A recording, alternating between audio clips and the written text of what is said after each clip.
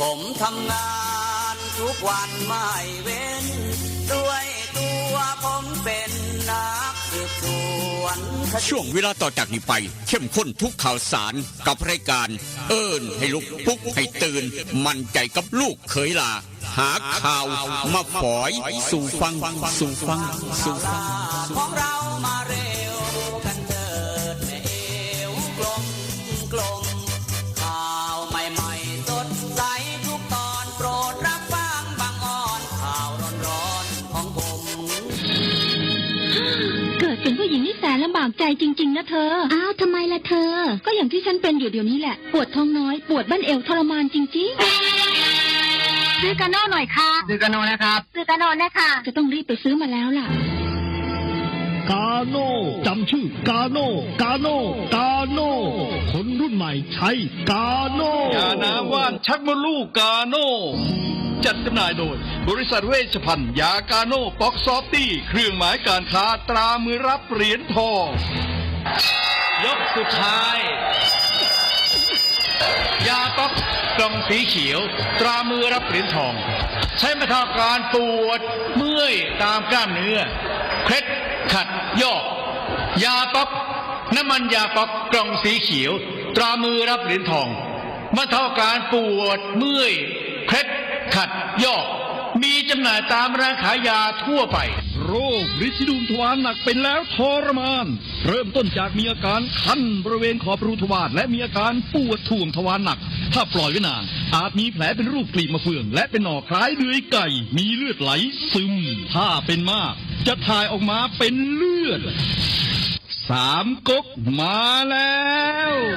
ยาเม็ดบรรเทาฤทธิ์ดวงทวารหนักตรา3 ก๊กยาเม็ดบรรเทาฤทธิ์ดวงทวารหนัก3 ก๊กราม500ชนิดแคปซูลจัดจำหน่ายโดยบริษัทเวชภัณฑ์ยากาโน่ฟ็อกซอฟตี้จำกัดเครื่องหมายการค้าตรามือรับเหรียญทองกล่องละ350 บาทมีจำหน่ายตามร้านขายยาชั้นนำทั่วไป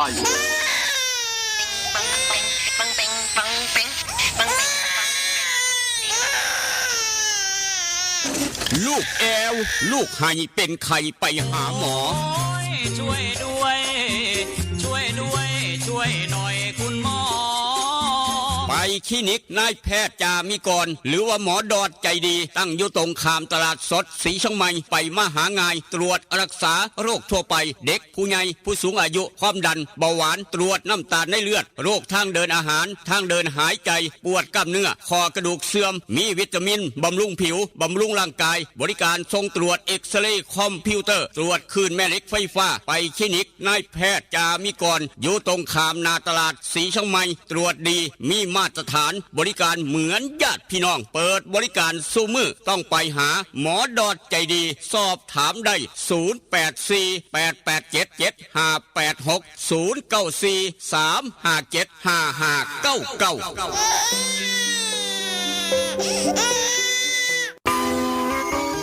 เล่นกันนักมันคืออะไรอะเล่นกันนักก็รักกันแน่นไงครับพี่ตั๊กโห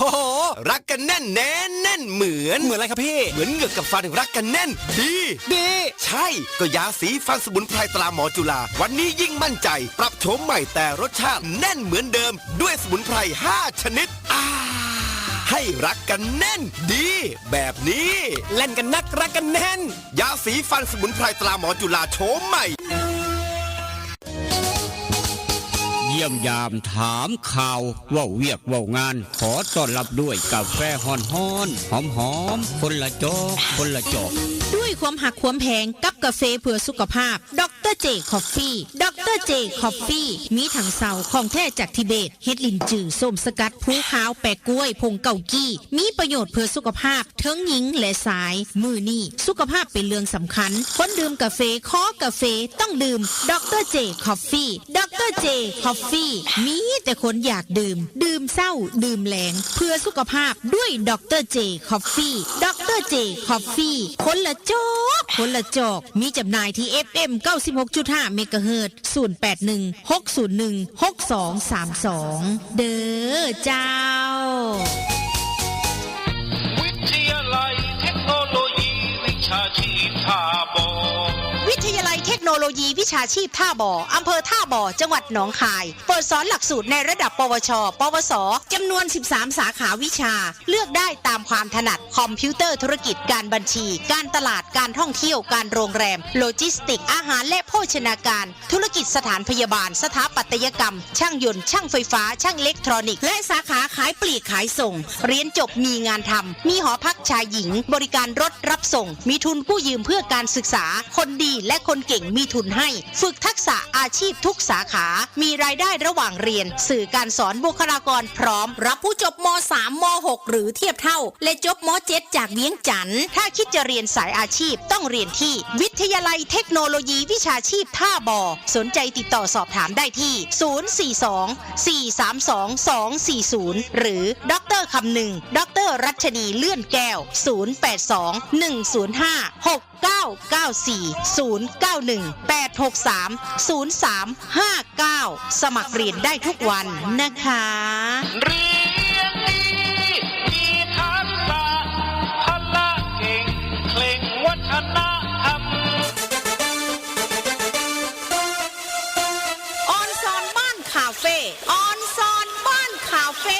บรรยากาศสไตล์เกาหลีมีชุดฮันบกใส่ถ่ายเซลฟี่ที่สวนสวยๆหลากหลายมุมมองแสนจะประทับใจได้ธรรมชาติไปที่ออนซอนบ้านคาเฟ่ออนซอนบ้านคาเฟ่บ้านโคกหนองแบงใกล้บ้านผู้ใหญ่วิชัยบริการอาหารครบวงจรเครื่องดื่มชากาแฟสมูทตี้เบเกอรี่มีสวนน้ำไว้บริการเด็กๆอีกด้วยที่จอดรถสะดวกสบายออนซอนบ้านคาเฟ่ออนซอนบ้านคาเฟ่รับจัดงานเลี้ยงงานสังสรรค์ทุกรูปแบบเปิดบริการทุกวันตามเราไปเริ่มต้นที่3แยกไฟแดงไปรษณีย์สีเชียงใหม่มีป้ายบอกทางตลอดเส้นทางจนถึงออนซอนบ้านคาเฟ่ออนซอนบ้านคาเฟ่ปักหมุดได้หรือโทรศัพท์ 082-457-1145 เจลักกี้คนสวยพร้อมยายพันธุ์อีสานบ้านทุ่งยินดีต้อนรับทุกท่านตั้งแต่เช้าถึง4 ทุ่มทุกวันอย่าลืมไปสวยไปแซ่บน้ำกันเด้อจ้า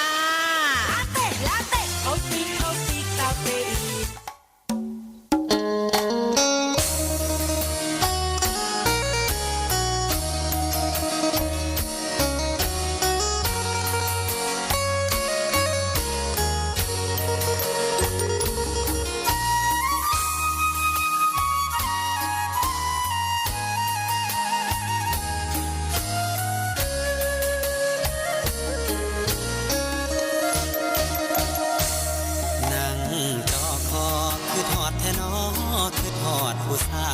วเย็นลมหนาว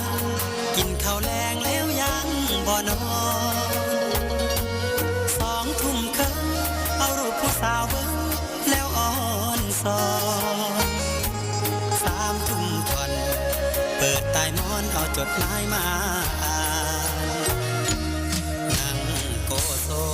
ขึ้นฮอดพะโลเฝ้าแต่รำพึงตีหนึ่งเฝ้าคิดถึงคำเคยเว้ากันตี2 คล้อยเขียนจดหมายน้อยไปถึงนุ่งครานตี3 ผ่านอ่านทบทวนแล้วเขียนใหม่อีกทีคิดฮอดอีหลีเพราะอ้ายนี้บ่เคยหักใครคิดฮอดหลายเพราะขวัญใจเจ้าคือชีวีคือทอดสิเป็นสิตายเพราะห่างไกลกันนานเป็นปีคิดฮอดทุกวินาทีลมหนาววีอ้ายแห่งคิดฮอดแห่นั่งส่งลงหลับบ่ลงกระวนกระวายตี 5เลยไปย้อนคิดหลายสายตาอย่างแข็งหนาวเย็นจ้อยลมวอยวอยคิดฮอดแห้งแห้ง6 โมงเช้าตะเวนแดงแดงคิดฮอดคำแพงจนสอดแจงจางตาอย่านอนตื่นสายอย่าอ้ายทำกินอย่ามินเงินน้อย อย่าคอยวาสนา สุขสบายมันเสมือมันเครือเก่าครับผู้ขาลูกเคยลานามนคนทำข่าว กลับมาเว้านำผู้เจ้าดังเดิมได้เวลาสำเนียงเมโตได้เสือกันฝนมาพร้อมเตรียมพร้อมเรียบร้อยเสือกันฝนครับใส่เสือกันหนาวยามมื้อเช้าอากาศเย็นครับอากาศเปลี่ยนแปลงกันอยู่ตลอดแต่ว่าคนเฮ็ดเวียกเหตุการณ์เฮ็ดงานก็เหงื่อไหลไข้ย่อยพุ่นละอยู่น้ำเสือกเสียงเนื้อเสียงซีนอยู่น้ำตลาดปลาหรือว่าทุกมองขบวนน้ำตลาดเศร้าตลาดสดกับความขยันขันแข็งความยากจนย่อมไม่มีในหมู่คนขยันลูกขลาเตรียมพร้อมเรียบร้อยครับถ้าอย่ามองเสลดพังพรสวมหน้ากากอนามัยใส่แมสป้องกันPM 2.5ป้องกันโรคภัยไข้เจ็บต่างๆหอบเอาข่าวเข้าทางหอนสอนใจข่าวบุญเข้าการเข้างานได้ขาทุเทกย่างโปกเป๊กโปกเปกข้ามทงกุนมาท่ามกลางอุณหภูมิเช้ามื้อนี้24องศาครับ24องศาเซนเซียสโอกาสฝนตกยามมื้อเช้า 0% ครับแต่ว่ามีเมฆจำนวนมากโอกาสฝนตกยามมื้อเช้า 0% แต่ว่ารอบดึกครับรอบดึกตั้งแต่พูดแล้วครับ22 นาฬิกาเป็นต้นไปฝนอาจจะตกแห้งหลายจุดหลายหม่องและก็ตั้งแต่16 นาฬิกาเป็นต้นไปจะเริ่มตั้งเข้าแล้วครับเริ่มตั้งเข้ามีฝนแล้วประมาณ 20%มื้อนี้ฝนตกแน่นอนครับมื้อนี้ฝนตกบอกว่าช่วงบ่ายช่วงย่ำมื้อคืนพร้อมตกอย่างหนัก3ขีดพร้อมอีกต่างหากมื้อนี้ครับตกย่ำมื้อคืนเด้อพี่น้องผู้ใดตากเขาเกี่ยวเขาไว้ตากเขาไว้น้ำทงน้ำทาเกี่ยวเขาหน้าปังนี่แหละครับตากเขาต้องดูแลจังหน่อยย่านฝนตกห่ำครับย่านฝนตกห่ำประมาณนั้นมื้อนี้ช่วงประมาณ16 นาฬิกาเป็นต้นไปจะมีฝนแต่ว่าบ่หนักแต่ว่ายามมื้อคืนประมาณ 55% ครับยามมื้อคืน 55% ตั้งแต่เกือบ3 ทุ่มไปจนฮอด4 ทุ่มนี่4 ทุ่มกว่านี่หนัก 55% บ้านเฮาครับมื้ออื่นวันเสาร์มีฝนตกพร้อมอีกต่างหากแต่ว่าบ่หนักทอมื้อนี้เอาละครับเป็นจังได๋ก็อยากตามเว้าสู่ดินฟ้าอากาศให้พี่น้องได้ฟังจักหน่อยฟ้าฝนหลายผู้ละคนเดินทางไกลไปค้าไปขายหลายคนเดินทางวางแผนกำลังจะเที่ยวเล่นสงกรานต์ไปหันมานี่กำลังเตรียมทั้งนกทั้งน้ำกำลังกางตอกกางเต้นเตรียมพร้อมเขาเวียนเขาย่ามครับแต่ละหมู่บ้านแต่ละตำบลแต่ละเทศบาลช่วง10 วันอันตรายพี่น้องกำลังเดินทางกลับจากเมืองหลวงจากทางต่างจังหวัดเพื่อจะเดินทางกลับบ้านอีสานบ้านเฮาอีสานเมืองมวลเพิ่นว่าอีสานเมืองมวลอีสานบ้านเฮาครับเพราะฉะนั้นให้กำลังใจกันทุกคันที่กำลังเดินทางกลับบ้านตั้งแต่มื้อนี้เป็นต้นไปครับเดินทางกลับบ้านมาเที่ยวสงกรานต์บ้านเฮาอีสานเมืองมวลได้ทุกรูปแบบให้กำลังใจกันทุกรูปแบบคือกันครับแต่ว่าพี่น้องไปเฮ็ดบุญก็ได้บุญได้กุศลน้ำกันไปจังได้มาจังได้อย่าลืมแวะมาสงน้ำพระพุทธรูปทองคำมาพระลูกพระหลานมาแวะสงน้ำพระหลวงพ่อพระไสยหลวงพ่อองค์เตอร์ทางดอนป่าเปื่อยก็ได้คือกันตั้งแต่วันที่13 14 15 16ครับ13 14 15 16เดินทางมาสงน้ำพระทางดอนป่าเปื่อยก็ได้คือกันนี่คือแจ้งให้ทราบล่วงหน้ากับรายการเอิ้นให้ลุกปลุกให้ตื่นครับบอกว่าพี่น้องทั้งฝั่งไทยพี่น้องทั้งเวียงจันทร์ครับเวียงจันทร์ศรีชมัยอุณหภูมิฟ้าฝนทอๆกันประมาณกันบ่เกินกันนี่คือสภาพดินฟ้าอากาศเช้ามื้อนี้ครับเอามาเว้าสู่กันฟังด้วยความปรารถนาดีกับรายการเอิ้นให้ลุกปลุกให้ตื่นกับกาโนปอกสบู่ซับตี้ยาทายพยาธิไวซุนิก3 กกยาสีฟันหมอจุฬากาแฟดรเจแล้วก็ห้านไข่คำแม่กองแพงคำผิวตลาดเช้านครหลวงครับไปซื้อคำทองราคาทองขึ้นไป500 กว่าบาทมื้อวานนี้พี่น้องทองคำแลนจวดขึ้นไป500 กว่าบาทโอ้ยส่วนแพงคัก 50,000 กว่าครับทองบาทหนึ่งผู้ใดมีทองแขนคออันตันอยู่ในคอ1 บาท 50,000นี่ครับเงิน 50,000ที่แขนอยู่คอพี่น้องถ้า3 บาทเป็นเงิน150,000ประมาณนั้นโอ้โหแพงคักแพงแน่เอาละครับแพงบ่ได้ก็อยากกันตามระมัดระวังครับไปหัวไปสวนไปให้ไปหน้าตลาดนัดตลาดแรงนะครับย่านพี่น้องมาขอมาหยิบมายืมให้ระวังจะน้อยด้วยความเป็นห่วงครับห้านขายคำแม่กองแพงคำผิวตลาดเช้านครหลวงอยากได้คำจากเสียนไปมัดแขนลูกไผ่อยากได้คำจากเสียนไปมัดแขนลูกเขยพอเฒ่าไม่เฒ่าไปเอาอยู่ห้านขายคำแม่กองแพงคำผิว เวชภัณฑ์ยากาโนปอกซอฟที่จำกัดทุกร้านขายยาทั้งเวียงจันทน์มีขายกาแฟดรเจยาสีฟันหมอจุฬามีจำหน่ายขายกันอยู่ห้านขายยาใสสะอาดตลาดแรงหนองดวงศูนย์ใหญ่อยู่หันขามมาทางศรีชมัยครับมื้อนี้วันศุกร์คุณหมอดอดจะดีเปิดคลินิกบริการพี่น้องตามปกติตั้งแต่เช้าวันศุกร์สุดสัปดาห์ครับมื้อนี้ภาคเช้าคุณหมอดอดเปิดคลินิก7 โมงเช้าฮอด8 โมงครึ่งยามมื้อแลง5 โมงแลงฮอด2 ทุ่มครึ่งอยากขอใบรับรองแพทย์ไปสมัครงานอยากฉีดวัคซีนป้องกันไข้หวัดใหญ่ลูกหลานเป็นหวัดเป็นไอเป็นไข้เป็นหนาวพ่อแม่เป็นไข้ไปใส่บริการคลินิกนายแพทย์จามีก่อนคุณหมอดอดจะดี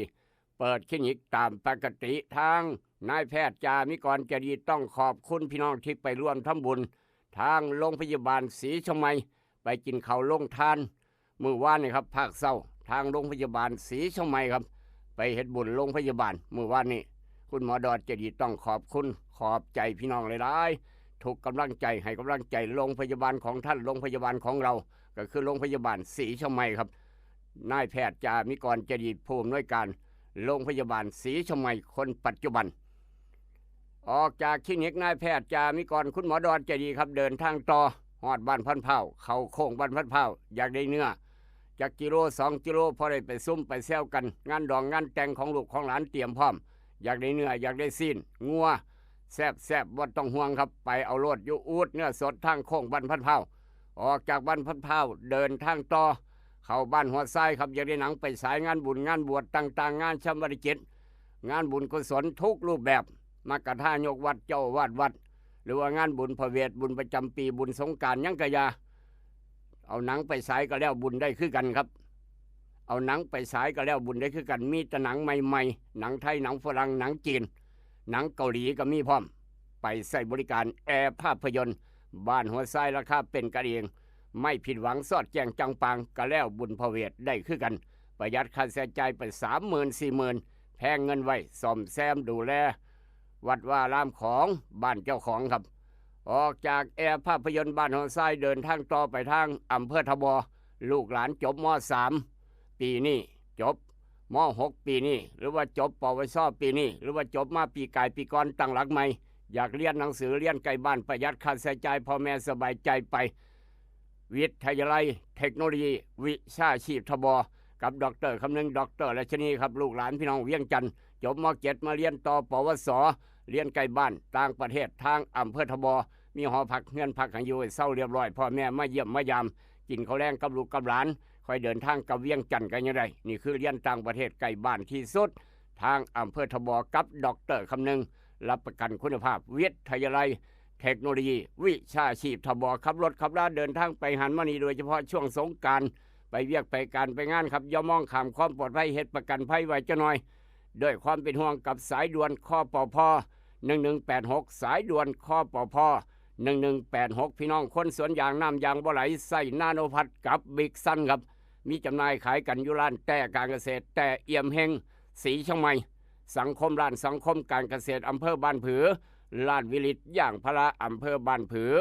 ซุ่มแซวกันช่วงสงกรานต์ไปพระลูกพระหลานไปเล่นสวนน้ำมวนซืนพ่อแม่นั่งเฝ้าฉลองงานวันเกิดหรือว่าซุ่มแซวกันงานเลี้ยงงานสังสรรค์ฉลองตำแหน่งได้เป็นผู้ใหญ่บ้านได้เป็นผู้ซอยผู้ใหญ่บ้านฉลองตำแหน่งจะน้อยไปอ่อนซ้อนบ้านคาเฟ่บ้านโคกนแวงด้านหลังบ่ผิดหวังด้านหน้าก็งามด้านหลังเป็นแห่งสวยแห่งงามครับเหมาะกับการถ่ายภาพของเจ้าบ่าวเจ้าสาวโอ้โหสวยงามอลังการไปพิสูจน์ด้วยสายตาเจ้าของ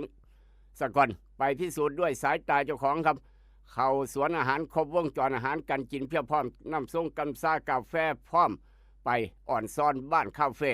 ทางบ้านโคกนแวงใกล้ๆกับบ้านผู้ใหญ่ชัยอย่าลืมบอกต่อกันไปท่ามกลางอุณหภูมิบ้านเฮาเศร้ามื้อนี้ครับเปรียบเทียบฝนตกช่วงบ่ายแน่นอนครับ24องศาเซลเซียสทางเวียงจันทน์ก็คือกันครับเป๊ะทุกอย่างทางเวียงจันทน์ศรีชมัยเหลียวเห็นกันครับโอกาสฝนตกยังมาเศร้ายังบ่ตกแต่ว่าครึมแต่ว่าช่วงบ่ายช่วงยังมื้อคืนแม่นแท้แน่นอนครับทุกอย่างทุกแนวทอกันทุกกระเบียดนิ้วนี่คือศรีชมัยเวียงจันทน์บ้านใกล้กันจากศรีชมัยเวียงจันทน์ครับไปทางผาตากเสือภาคพื้นดิน24ภาค อากาศภาคผาตากเสือที่สูงจักหนาวจักฮ้อนแล้วพี่น้อง22องศา22องศาเซนเซียสโอกาสฝนตกหน่อยก็ภาคพื้นดินครับช่วงค่ำประมาณทุ่มหนึ่งเป็นต้นไปหรือว่าช่วงบ่ายตั้งแต่16 นาฬิกาเป็นต้นไปเริ่มฝนตก 20% ไปจนฮอด 35% ครับภาคพื้นดินเวลาเดียวกัน4 ทุ่ม 55% แต่ว่าทางผาตากเสือภาคอากาศอยู่ที่สูง 35% ครับนี่คือฝ่าฝนมื้อนี้แต่ว่าตกแน่นอนทางผาตากเสือข้ามไปทางผู้เรือว่าจะไหนครับทางผู้เรือมื้อนี้ครับทางผู้เรือจังหวัดเลยเย็นก็ผาตากเสือ21องศาเซนเซียสเดี๋ยวนี้ครับโอกาสฝนตกยามมื้อเช้า 0% แต่ว่าช่วงประมาณ7 โมงเป็นต้นไปครับ7 โมงเช้าเป็นต้นไปจนฮอดบ่าย4 โมงครับโอกาสฝนตก 20% ถึง 35% นี่คือความแตกต่างฟ้าฝนบ่คือกันไปทางญี่ปุ่นจะหน่อยครับญี่ปุ่นว่าจะไหนครับญี่ปุ่นเช้ามื้อนี้8 โมงกว่าความหนาวความเย็นบ่น้อยบ่หลายครับ 15% ทางญี่ปุ่นโอกาสฝนตกเดี๋ยวนี้ยามมื้อเช้าประมาณ 40% พุ่นจะเป็นหนักทางญี่ปุ่นพี่น้องเอ้ยฟ้าฝนยกง่ายๆเป็นหนักอยู่ทางญี่ปุ่น 90% ช่วงเวลาประมาณ 18 นาฬิกาครับบ่ายโมงไปจนฮอด 18 นาฬิกาจนฮอด 3 ทุ่มประมาณ 90% นี่คือสภาพดินฟ้าอากาศฟ้าฝนทางญี่ปุ่นลูกหลานบ้านเฮาไปเฮ็ดเวียกเหตุการณ์เฮ็ดงานทางญี่ปุ่นหลายขนาดเว้าสู่พี่น้องฟังมีลูกมีหลานลองโทรศัพท์ไปสอบไปถามเบิงส่งเฟซส่งไลน์ไปคุยกันเบิงนี่คือสภาพดินฟ้าอากาศทางญี่ปุ่นทางประเทศไทยทางบ้านเฮาภาคอีสานเมืองมวลทางหนองคายเมืองมวลศรีเชียงใหม่เมืองมวลศรีเชียงใหม่เมืองแห่งการท่องเที่ยวแดนมหัศจรรย์ดอนป่าเปื่อยครับไปทางยุโรปสวิตเซอร์แลนด์จะหน่อยยุโรปว่าจะได้ครับเดี๋ยวนี้ตี 1 กว่าทางยุโรปสวิตเซอร์แลนด์เดี๋ยวนี้เวลาตี 1 กว่าบ้านเฮา6 โมงกว่าครับความแตกต่างกันเวลา8 องศาเซนเซียสไม่มีฝนครับทางสวิตเซอร์แลนด์ไม่มีฝน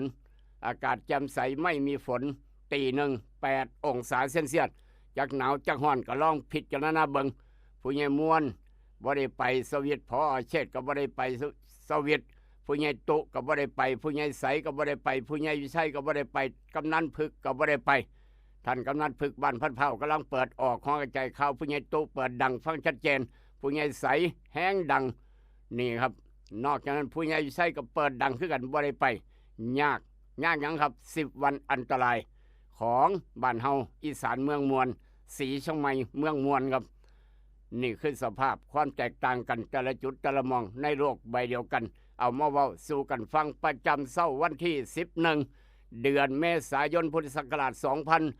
2568 ตรงกับวันศุกร์ขึ้น14 ค่ำครับเดือน5 ปีมะเส็งตำรับตำราพ่อแม่ครูบาอาจารย์เลิกงามยามดีมื้อนี้บอกไว้ว่าห้ามทำการมงคลห้ามเฮ็ดงานมงคลทุกอย่างทุกแนวครับ11 12 13 14 4 มื้อต่อกันห้ามทำการมงคลแต่ว่าวันที่15เสี่ยงโชคการแข่งขันครับช่วงนี้ออกปราบปรามดีท่านผู้กองเทียนวันที่15ออกปราบปรามดีทำการแข่งขันเสี่ยงโชควาสนาดีช่วงนี้ดีวันที่16มือหวยออกมหาสิทธิโชคทำการมงคลทุกอย่างดีเลิศประเสริฐศรีครับเพราะฉะนั้นอย่าลืมมาเฮ็ดบุญน้ำกัน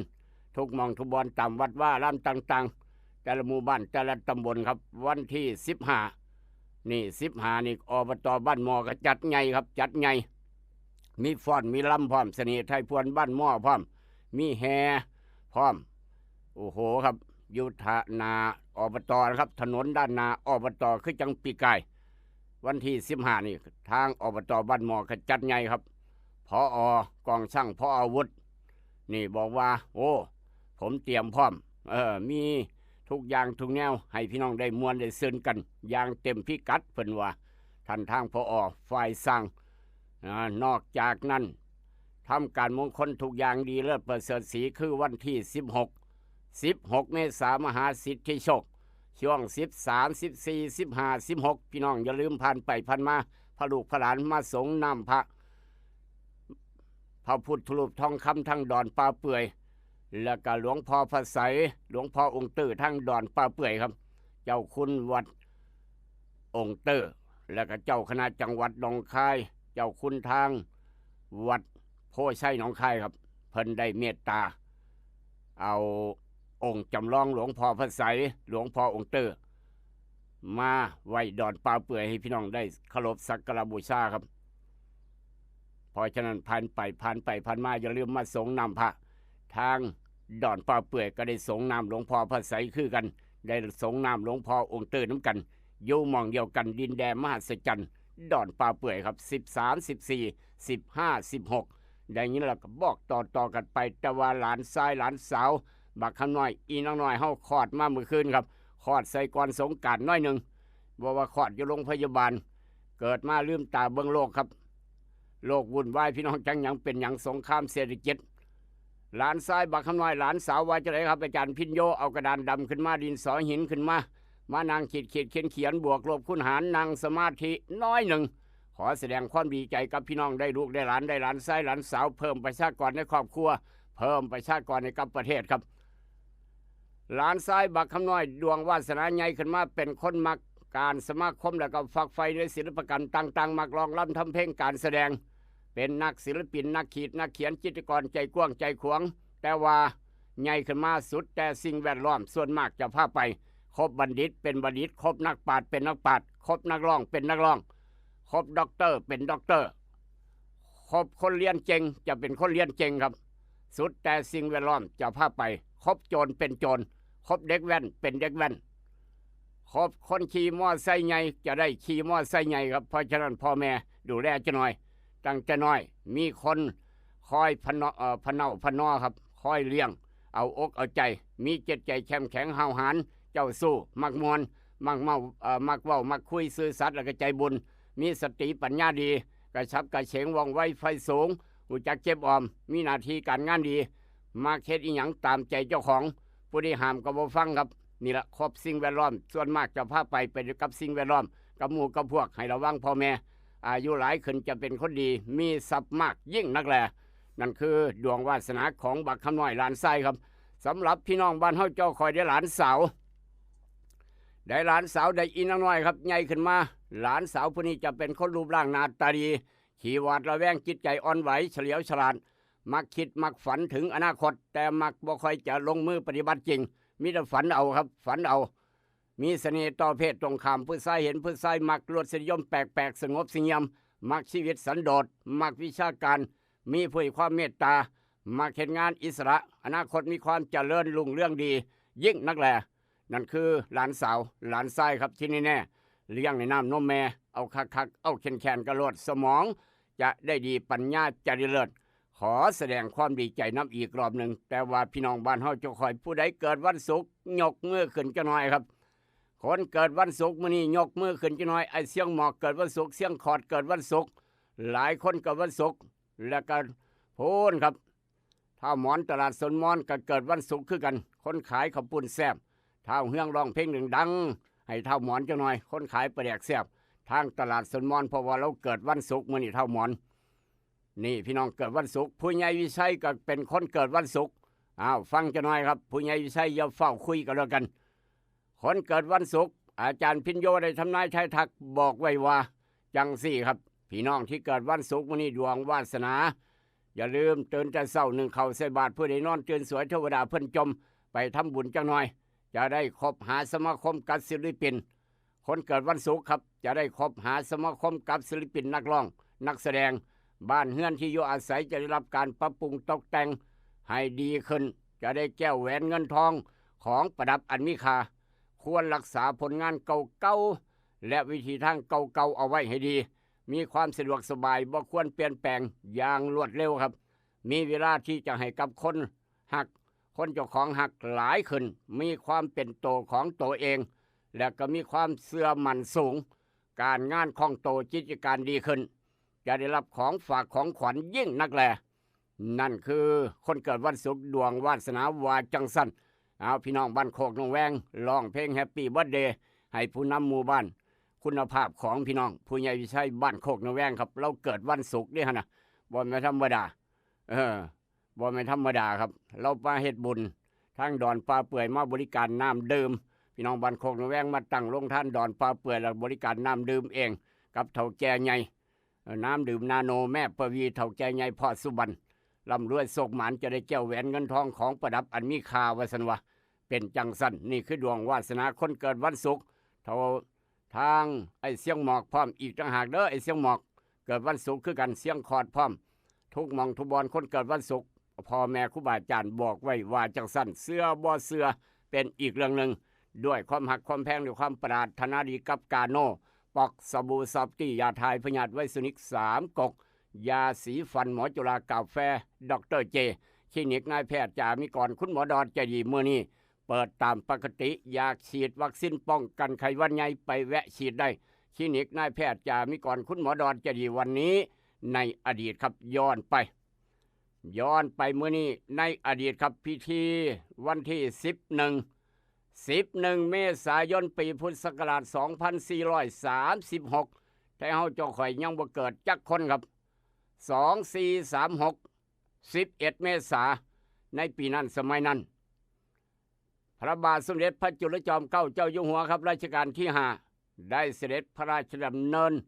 ทรงเฮ็ดพิธีเปิดการเดินรถไฟสายแรกของสยามของประเทศไทยก็คือรถไฟสายปากน้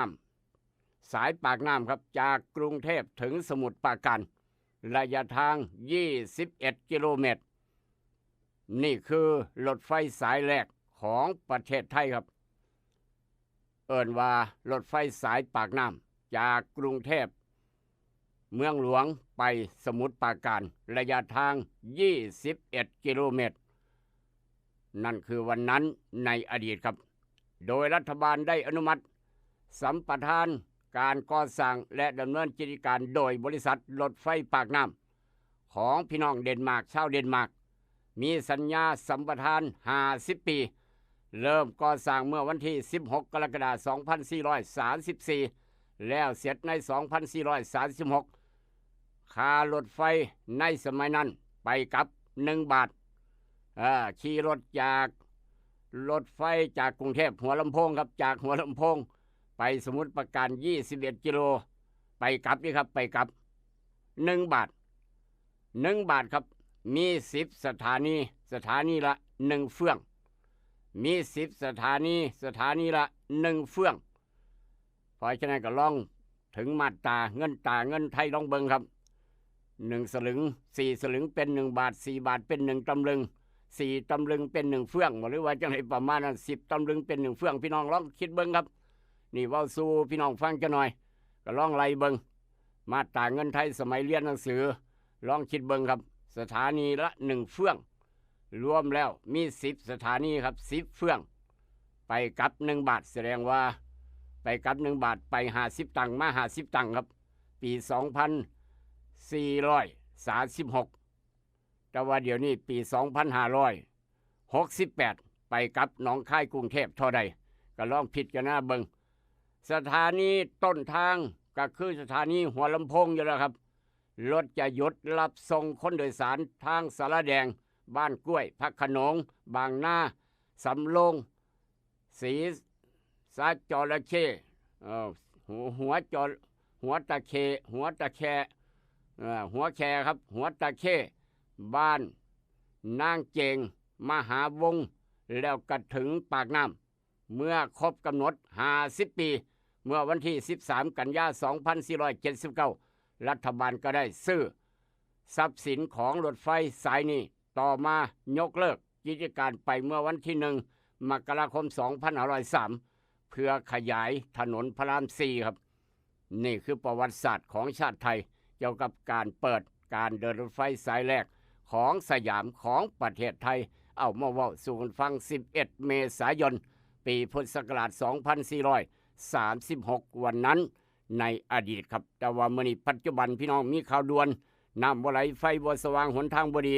ว่ากันเข้ามาแจ้งกันเข้ามาครับทุกหมู่บ้านทุกตำบลทุกเสียงทุกสายน้ำบ่ไหลไฟบ่สว่างหนทางบ่ดีว่ากันเข้ามาแล้วก็ข่าวด่วนมื้อนี้ครับข่าวด่วน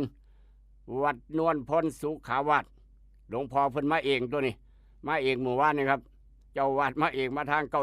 96.5วัดนวลพลสุขาวาสบ้านหัวไส้ตำบลมะพร้าว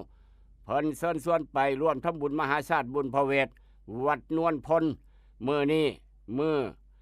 เปิดซอยดาวการกุศลเบิดมื้อแล้วก็มีหมอลำซิ่งพร้อมเบิดมื้อนี้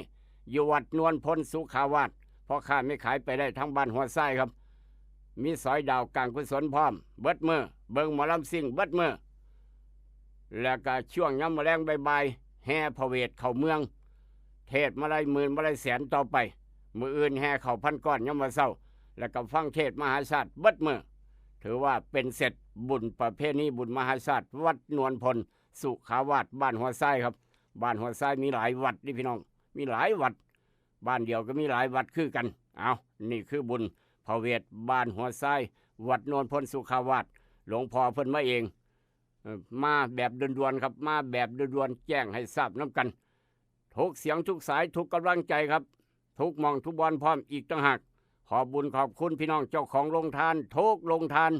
ที่มาตั้งโรงทานทั้งดอนปลาเปื่อยวันที่9 เมษายนที่ผ่านมาครับเบิดทุกอย่างทุกแนวขายดิบขายดีผู้ใหญ่ใช้กับเบิดบุญกุศลกองใหญ่ครับร่ำรวยปานสายน้ำลังไหลเข้ามาเฮือนซ่านบานซองเงินไหลเข่าตลอดคือจังน้ำไหลเข่าคือจังน้ำไหลเข่าละครับสายนี่เข้ามาตู้เพลงโรงสีมีอย่างนอตู้เพลงบาทนี้เนาะสวัสดีครับฮัลโหลครับครับผมมีอย่างนอโอ้ว่าจังไหนครับเดี๋ยวปิดวิทยุครับปิดวิทยุไว้สก่อนคอยว่าครับฮัลโหลครับว่ามาครับประกาศน้ำตาลเสียงของอาจารย์นี่ละปิดวิทยุจังหน่อยครับกล้องครับยังกล้องอยู่ครับปิดวิทยุซะก่อนเดี๋ยวเฝ้าฟังครับ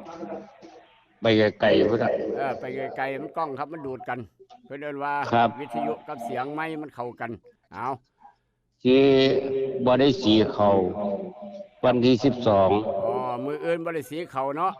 12 ถึง 15ครับ12 ถึง 15หยุดสงกรานต์ก่อนหยุดสงกรานต์ซะก่อนลงสีตัวเพลงหยุดสงกรานต์ครับผมบอกพี่น้องป้องป่ายทางใดแด่ครับวันที่16ค่อยมาวันที่16ค่อยมาสีครับผมครับสวัสดีครับพาลูกหลานเล่นสงกรานต์ครับสวัสดีครับสวัสดีครับถือว่าเข้าใจครับบ่ได้สีเขา12 13 14 15ทางตู้เพลงลุงศรีบริสีเขาและกับมื้อนี้เป็นมื้อสุดท้ายของการบริการของเสียต่ำครับมื้อสุดท้ายของการผสมคอนกรีตผสมเสร็จของเสียต่ำสีช่องใหม่โพดตากสังคมทุกหม่องทุกบอนให้หยุดพนักงานหยุดมื้อนี้เป็นมื้อสุดท้ายในการบริการมื้อวันที่12 13 14 15บ่ได้เปิดบริการครับคอนกรีตผสมเสร็จของเสียต่ำลงบริการพี่น้องครับ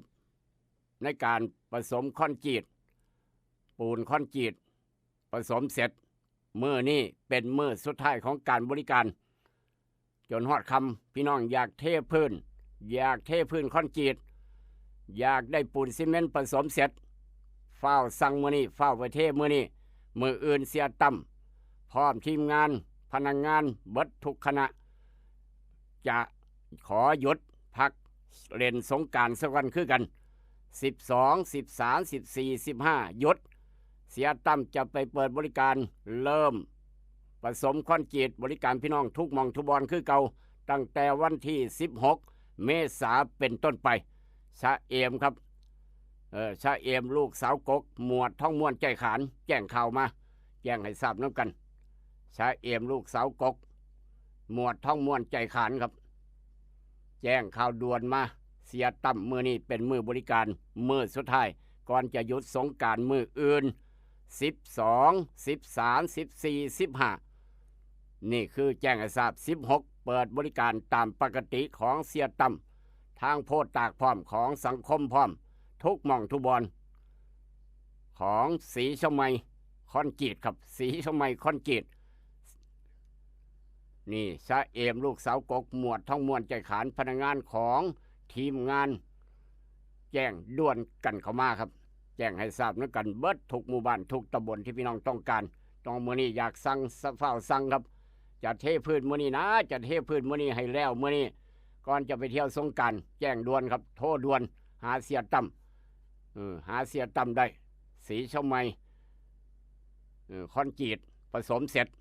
ด่วนก็แล้วกันโพดตากพร้อมสังคมนำครับทางบันทอนพร้อมทุกหม่องทุกบอนที่พี่น้องหูจักได้ยินแล้วก็บอกต่อกันไปสร้าง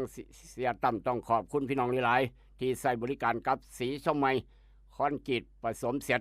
หรือว่าปูนผสมเสร็จที่พี่น้องหูจักดีครับวันที่16พ่อกันใหม่มื้อนี้มื้อสุดท้ายในการบริการแจ้งให้ทราบนึกกันนี่คือข่าวด่วนกันเข้ามาเอาละครับขออนุญาตเดินทางต่อขอบคุณทุกหมู่บ้านทุกหอกระจายข่าวทุกกำลังใจด้วยดีเสมอมาตั้งแต่สงกรานต์ปีนี้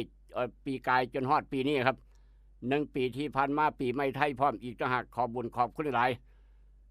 ขอบุญขอบคุณทุกกำลังใจครับกับกาโนปอกสบู่ซอฟตี้ยาทายพยาธิไวซุนิก3กกยาสีฟันหมอจุฬากาแฟ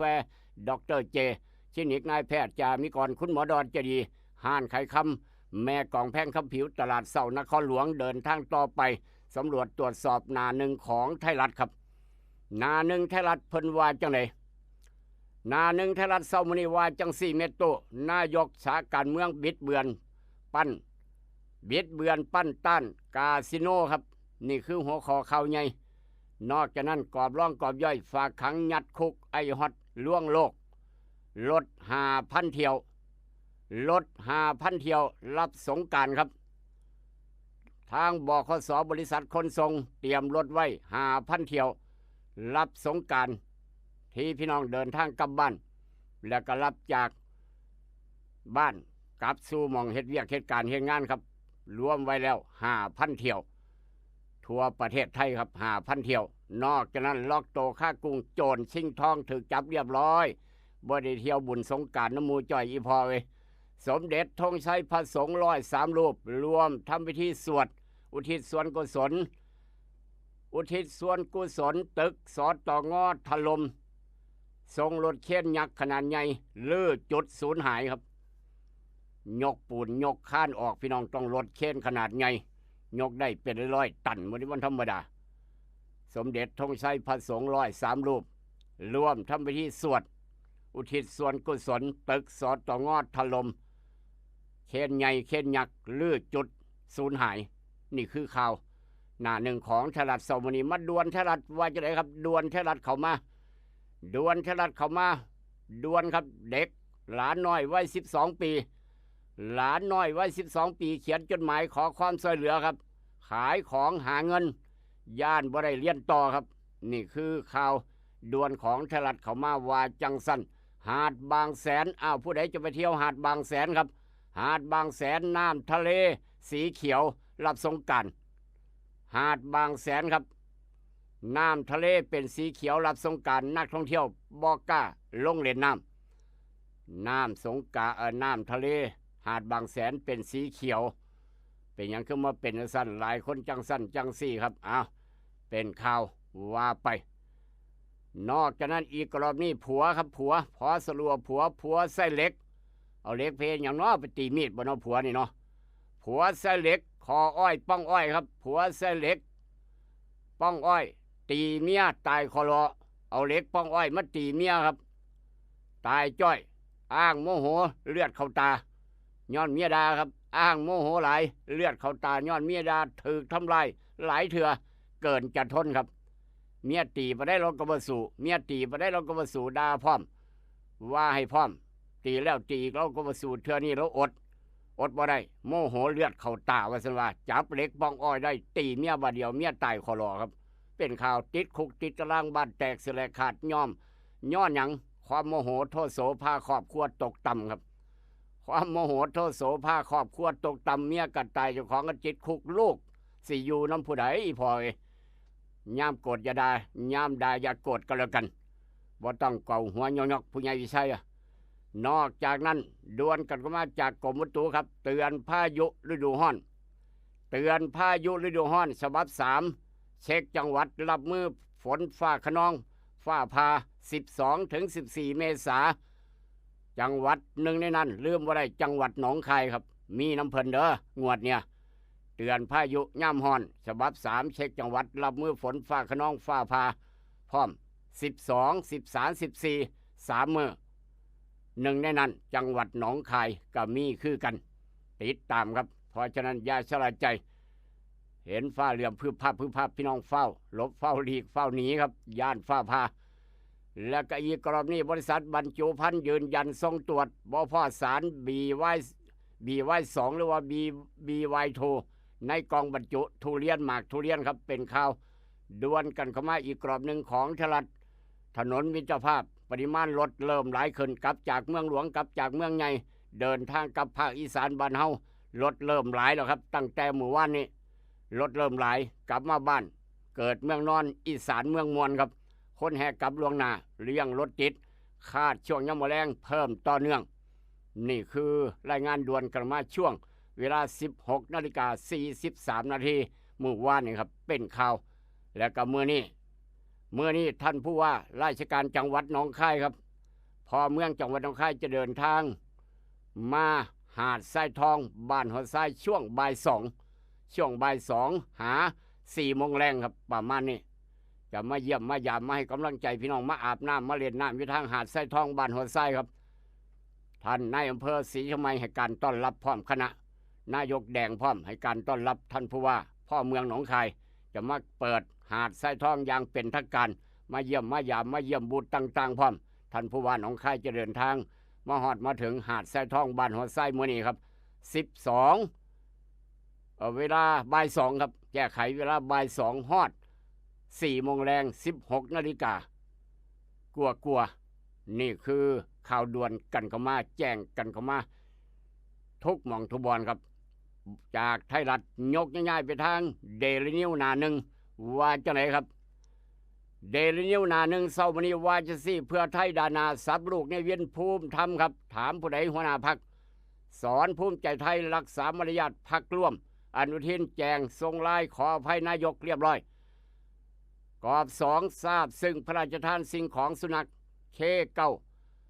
คนายครับกู้ภัยตึกสอดต่องอผ่าน14 มื้อยังคงไล่ปฏิหารผู้ว่าสอดต่องอรวมฟังสวดทำบุญสปทครับเปิดศูนย์11 ถึง 17 เมษาสปทเปิดศูนย์11 ถึง 17 เมษาครับเข้มแห่กับบ้านเกิดเมืองนอนมาเที่ยวสงกรานต์นายกให้พรสงกรานต์ประธานาธิบดีทรัมป์ครับทรัมป์แห่งอเมริกาครับทรัมป์แห่งอเมริกายืด90 มื้อใครแน่ยืด90 มื้อชะลอเก็บภาษีพิชัยประชุมรัฐมนตรีอาเซียนร่วมจุดยืนบอดตอบโต้ครับนอกจากนั้นขังไม่อย่างนอกบ้านคือถือขังเลยเนาะถือขังงดบำนาญครับงดบำเหน็จถือขังแล้วก็งดบำเหน็จพร้อมสหครับสหย่อมาจากสารวัตรทหารรับจอบสหรับจอบสารวัตรทหารรับจอบนำขบวนฮอตราชทัณฑ์ประกบภาวะคาโตหนีความผิดพร้อมที่เป็นข่าวใหญ่นี่คือหน้าหนึ่งของเดลินิวเช้ามื้อนี้นอกจากนั้นกรอบร่องกรอบย่อยมีอย่างแน่ครับขังรถสั้นงดบำเหน็จ2สหนำขบวนฮอตราชทัณฑ์เฝ้าประกบย่านไฮโซเจ้ฆ่าเจ้าของตายเริ่มแล้วมหาสงกรานต์11 ถึง 17 เมษาเปิดศูนย์ปทสั่งเข็มแห่เที่ยวกับบ้านรัฐมนตรีซื้อรถน้ำนายกรัฐมนตรีครับนอกจากนั้นก็ยังอีกหลายกรอบหลายข่าวครับพระราชทานสิ่งของทีมสุนัขกู้ภัยซากตึกถล่มอกฉุนบริษัทเล็กลั่นเอาผิดถึงที่สุดทำแห่งอเมริกาให้เวลาชะลอเก็บภาษี90 มื้อพี่ชัยถก10รัฐมนตรีอาเซียนร่วมจุดยืนบ่ขึ้นตอบโต้นี่คือข่าวต่างๆจากหน้าหนึ่งของไทยรัฐเดลินิวครับอันใดดีมีประโยชน์นำไปคิดนำไปใช้อันใดบ่ดีเอาไปทิมลงแม่น้ำโขงหาหมองทิมบ่ได้ก็ไปทางหาดทรายทองบ้านหัวทรายตั้งแต่เช้าจนฮอดบ่ายจนฮอดแรงก็แล้วแต่ตามอัธยาศัยพี่น้องไปย่ำมื้อเช้าก็ได้ย่ำมื้อแรงก็ได้ไปอาบน้ำคักๆกระโดดอยู่ทางหาดทรายทองบ้านหัวทรายมีอาหารให้กินเรียบร้อย นายกแดงพร้อมทีมงานให้การต้อนรับทุกเวลาครับพักน้อยหนึ่งเดี๋ยวกลับมาพอกันกับอาหารสมองยามมื้อเช้ายกต่อไปยกที่2ครับคิดทองให้ได้ทองคิดเงินให้ได้เงินคุณกำลังรับฟังอาหารสมองยามเช้ายิ้มฝังโขงกับรายการให้รู้ปลุกให้ตื่นให้รู้ปลุกให้ตื่นอยู่นะครับอยู่นะคะรวยขอให้รวยขอให้รวยขอให้รวย เกิดเป็นผู้หญิงนี่แสนลำบากใจจริงๆนะเธอ อ้าวทำไมล่ะเธอ ก็อย่างที่ฉันเป็นอยู่เดี๋ยวนี้แหละ ปวดท้องน้อย ปวดบั้นเอวทรมานจริงๆ ซื้อกาโน่หน่อยค่ะ ซื้อกาโน่นะครับ ซื้อกาโน่นะคะ จะต้องรีบไปซื้อมาแล้วล่ะ กาโน่จำชื่อกาโน่กาโน่กาโน่คนรุ่นใหม่ใช้กาโน่ยาน้ำว่านชักมดลูกกาโน่จัดจำหน่ายโดยบริษัทเวชภัณฑ์ยากาโน่ป๊อกซอฟตี้เครื่องหมายการค้าตรามือรับเหรียญทองยกสุดท้ายยาป๊อกกล่องสีเขียวตรามือรับเหรียญทองใช้บรรเทาการปวดเมื่อยตามกล้ามเนื้อเคล็ดขัดยอกยาป๊อกน้ำมันยาป๊อกกล่องสีเขียวตรามือรับเหรียญทองบรรเทาการปวดเมื่อยเคล็ดขัดยอก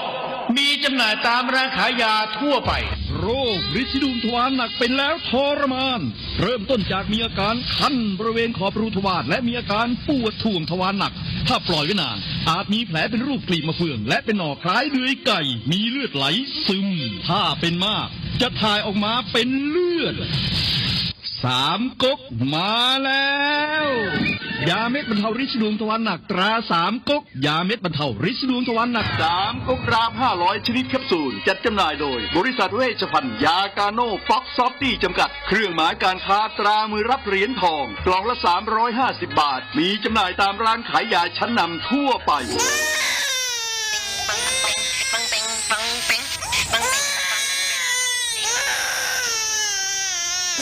ลูกแอวลูกไห้เป็นไข่ไปหาหมอช่วยด้วยช่วยด้วยช่วยหน่อยคุณหมอไปคลินิกนายแพทย์จามิกรหรือว่าหมอดอดใจดีตั้งอยู่ตรงขามตลาดสดสีเชียงใหม่ไปมาหางายตรวจรักษาโรคทั่วไปเด็กผู้ใหญ่ผู้สูงอายุความดันเบาหวานตรวจน้ำตาลในเลือดโรคทางเดินอาหารทางเดินหายใจปวดกล้ามเนื้อคอกระดูกเสื่อมมีวิตามินบำรุงผิวบำรุงร่างกายบริการทรงตรวจเอ็กซเรย์คอมพิวเตอร์ตรวจคลื่นแม่เหล็กไฟฟ้าไปคลินิกนายแพทย์จามิกรอยู่ตรงขามนาตลาดสีเชียงใหม่ตรวจดีมีมาตรฐานบริการเหมือนญาติพี่น้องเปิดบริการสู้มือต้องไปหาหมอดอดใจดีสอบถามได้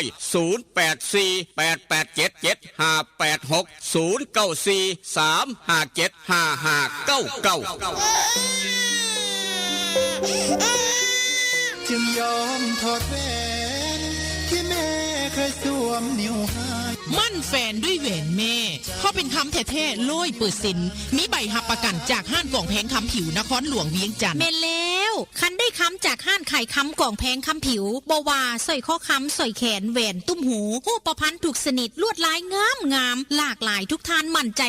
100%อยู่ตลาดเศร้าม2สั้น2ห้อง36หน้าลิฟห้านไข่คำกล่องแพงคำผิวห้านไข่คำกล่องแพงคำผิวยังหับซื้อขายแลกเปลี่ยนคำได้ราคาสูงทึกใจนอกจากนั้นยังหับออกแบบคำตีคำตามแบบตามสั่งที่ลูกค้าต้องการห้านขายคำกล่องแพงคำผิวมีเครื่องกวดเซ็กคำที่มาตรฐานคำทุกเส้นจึงผ่านการกวดสอบลูกค้ามั่นใจอยากได้คำแลกเปลี่ยนคำไปห้านกล่องแพงคำผิวแล้วจะบ่ผิดหวังอยู่ตลาดเศร้าม2สั้น2ห้อง36หน้าลิฟเห็นง่ายสอบถามปรึกษาได้0212146555509012พอกล่องแพงแม่คำผิวหับห้องคุณภาพกับคำทุกเส้นเด้อเจ้า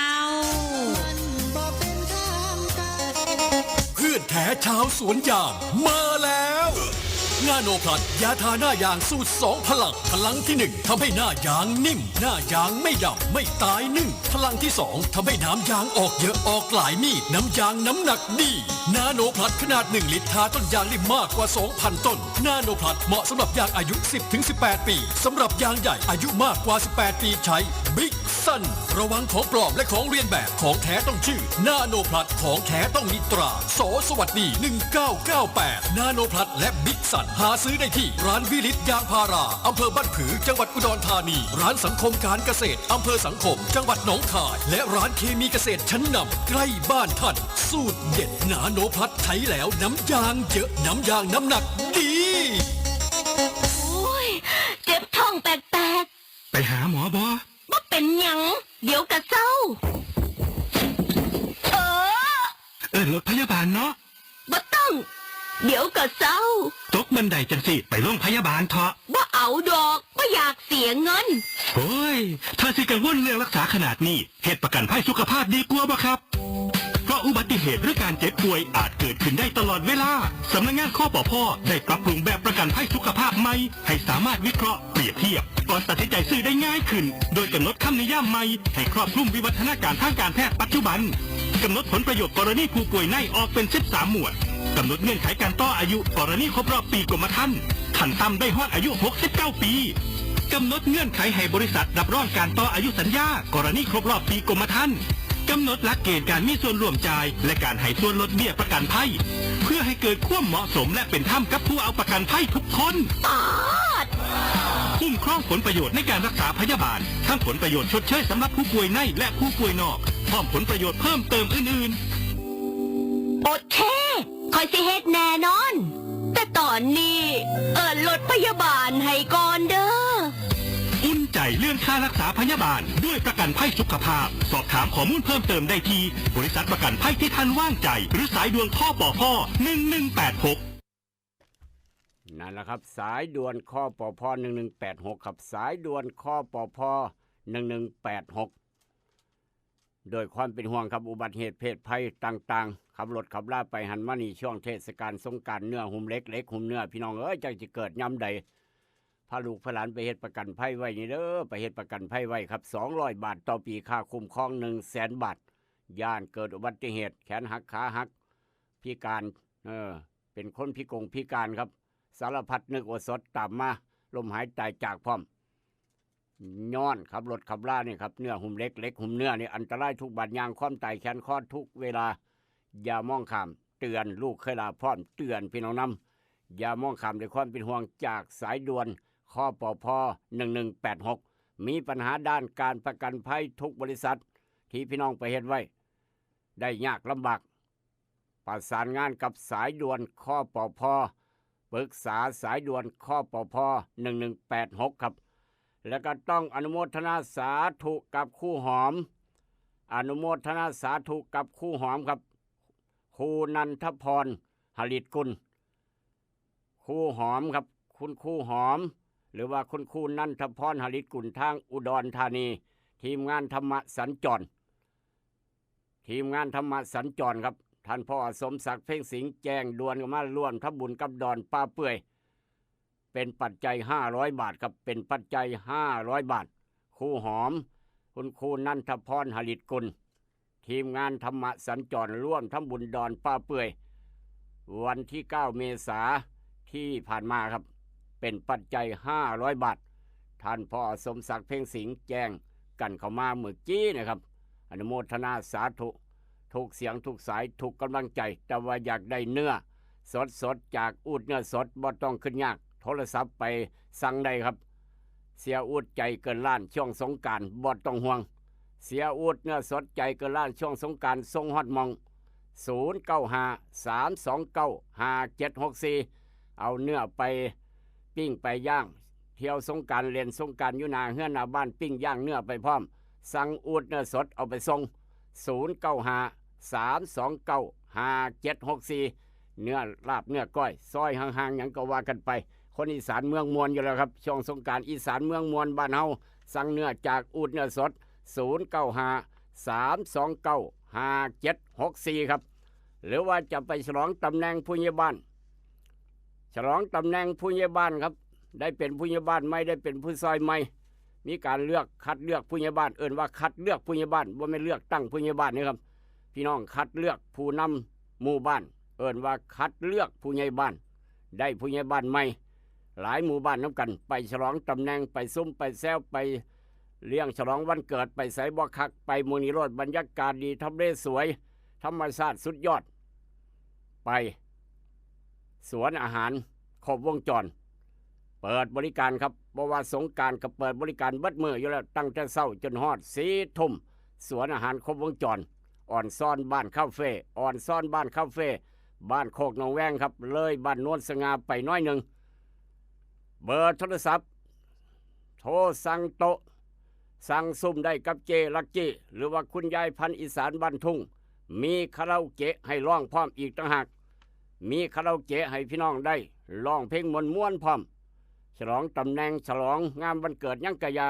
0824571145ครับ0824571145อ่อนซ่อนบ้านคาเฟ่เจลักกี้หรือยายพันธุ์อีสานบ้านทุ่งพร้อมต้อนรับพี่น้องทุกหมู่บ้านทุกคนพี่น้องทั้งเวียงจันทน์พร้อมทุกคณะทุกตำบลทุกหม่องทุบอนช่วงเทศกาลสงกรานต์ครับดังนี้เราก็บอกต่อกันไปอ่อนซ่อนบ้านคาเฟ่ไปอ่อนซ่อนบ้านคาเฟ่น้ำกันครับจะได้มวนสำหรับสนุกสนานสำหรับไปเบิ่งความงดงามอลังการสไตล์เกาหลีครับอยากแต่งชุดฮัมโบกใส่ถ่ายรูปก็ยังได้อยู่อ่อนซ่อนบ้านคาเฟ่โทรศัพท์สำรองโต๊ะอีกรอบหนึ่ง0824571145 0824571145เอาละครับไปเอาบุญน้ำกันบุญทางวัดธาตุปากมังขอแสดงความคนดีใจ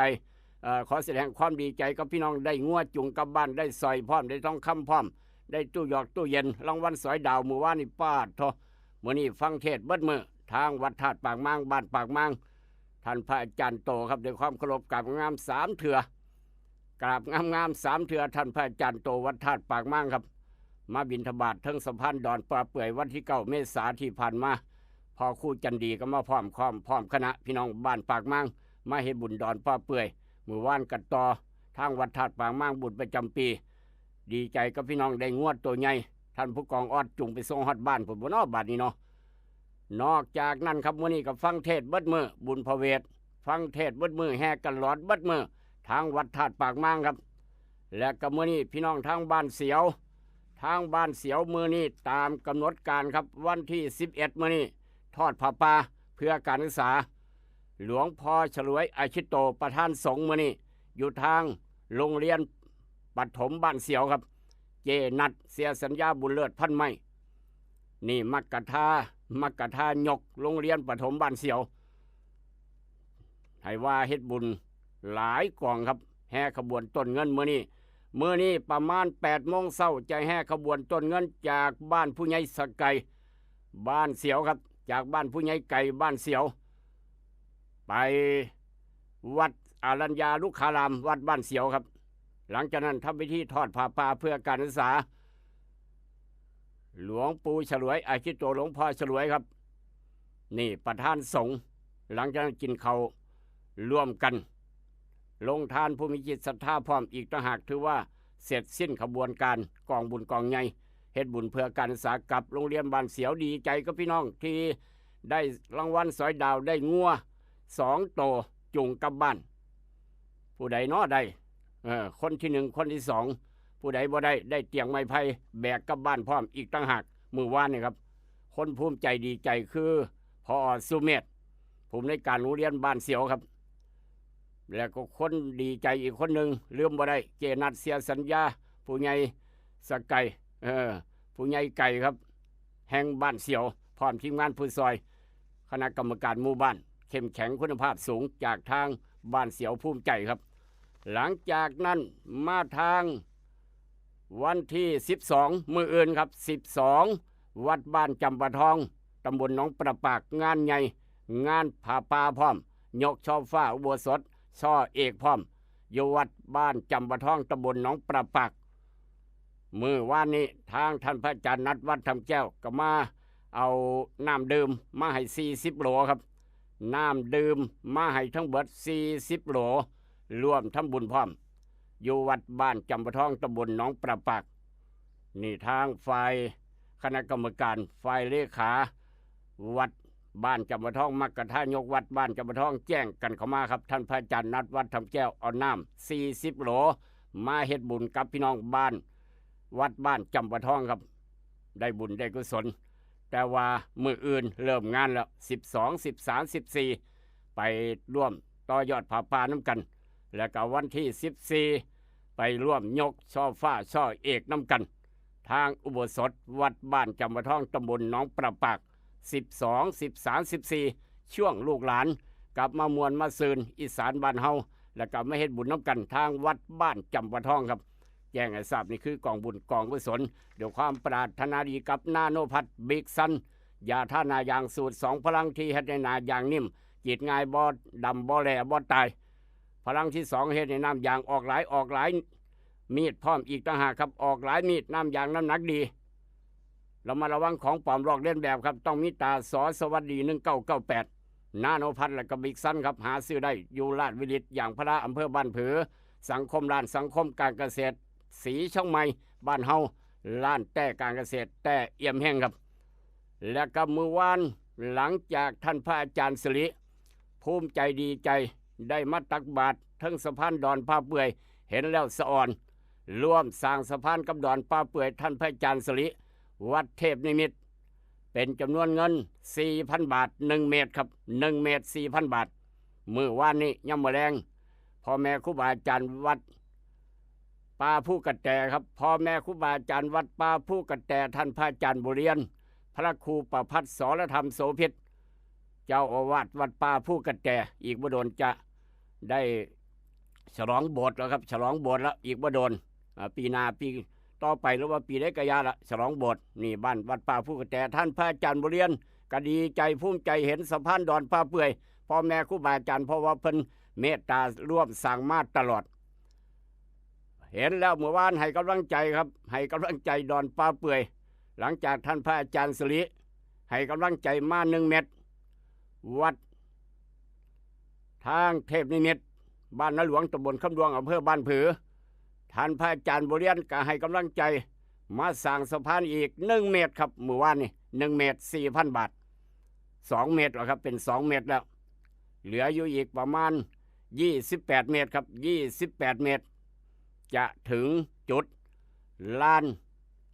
ต้นเปื่อยใหญ่ครับจะถึงจุดต้นเปื่อยใหญ่นี่คือพ่อแม่ครูบาอาจารย์เพิ่นเห็นความสำคัญของแหล่งท่องเที่ยวจังหวัดหนองคายสร้างไว้ให้ลูกให้หลานได้มีประโยชน์มากมายมหาศาลในอนาคตไว้ให้ลูกให้หลานให้ชาติบ้านเมืองเพิ่นว่าให้มาอีก 4,000 บาทอาจารย์สิริ 4,000 บาทเป็น2เมตร 8,000 บาทอนุโมทนาสาธุพ่อแม่ครูบาอาจารย์อายุมันคนยืนครับอยู่กับลูกกับหลานอยู่กับลูกศิษย์ลูกหาอยู่กับพี่น้องทางบ้านโคกบุญสนองอยู่กับพี่น้องทางบ้านนาหลวงหรือว่าลูกศิษย์ลูกหาทั่วประเทศไทยอยู่โดนครับอยู่โดนนี่คือสร้างสรรค์ประเทศไทยสร้างสรรค์สถานที่ท่องเที่ยวของจังหวัดหนองคายแหล่งท่องเที่ยวจังหวัดหนองคายอีกมองหนึ่งอันสิ้นมองไม่ก็ว่าได้อย่าลืมครับไปคำชะโนดเที่ยวบ้านดงไปบึงการเที่ยวถ้ำนาคามาหนองคายต้องแดนมหัศจรรย์ดอนป่าเปื่อย3ความเหมือนที่แตกต่างกราบงามๆ3เถื่อครับด้วยความเคารพบว่าทางวัดท่านพระอาจารย์สิริวัดเทพนิมิตรบ้านนาหลวงตำบลคำดวงทางท่านพระอาจารย์บุเรียนวัดป่าผู้กระแตตำบลพ้นทองอำเภอโพธิ์ตากจังหวัดหนองคายวัดพ่อแม่ครูบาอาจารย์พี่น้องหูจักดีไปยังระลูกศิษย์ลูกหาพี่น้องบ้านโคกบุญสนองเด้อพี่น้องบ้านโคกบุญสนองมักกะท่ายกวัดดีใจกับท่านพระอาจารย์เพิ่นพี่น้องมีบุญหลายครับอยู่ใกล้กับวัดพ่อแม่ครูบาอาจารย์บ้านโคกยังบ่พอบวกบุญสนองพร้อมอีกต่างหากพออยู่ใกล้วัดป่าผู้กระแตยกมืออนุโมทนาสาธุพร้อมกันสาธุสาธุสาธุได้บุญได้กุศลแล้วก็เมื่อวานนี้ครับพี่น้องหลายหลายคนมารวมทั้งบุญสร้างบุญกองใหญ่กับพี่น้องทางบ้านดอนขนุนครับเทพื้นคอนกรีตรอบเมนบ้านดอนขนุนนี่เริ่มทยอยมาครับโดยเฉพาะช่วงสงกรานต์ อย่าลืมมาร่วมทำบุญอานิสงส์ของการสร้างเมนเผาศพอานิสงส์ของการสร้างเมนครับได้บุญได้กุศลมหากุศลอันยิ่งใหญ่เชื่อว่าจะเป็นคนมีจะเป็นคนกินดีอยู่ดีนี่พ่อแม่ครูบาอาจารย์เพิ่นบันทึกไว้ในตำรับตำรานี่ครับนี่อานิสงส์ของการสร้างเมนเผาศพผู้ใดไปแง่ตาดินผู้ใดเปียวทีคนอื่นผู้ใดด่าพ่อแม่ครูบาอาจารย์ด่าพระด่าหลวงพี่อยู่ในใจแม้กระทั่งด่ามูด่าพวกด่าพ่อแม่ด่าครูบาอาจารย์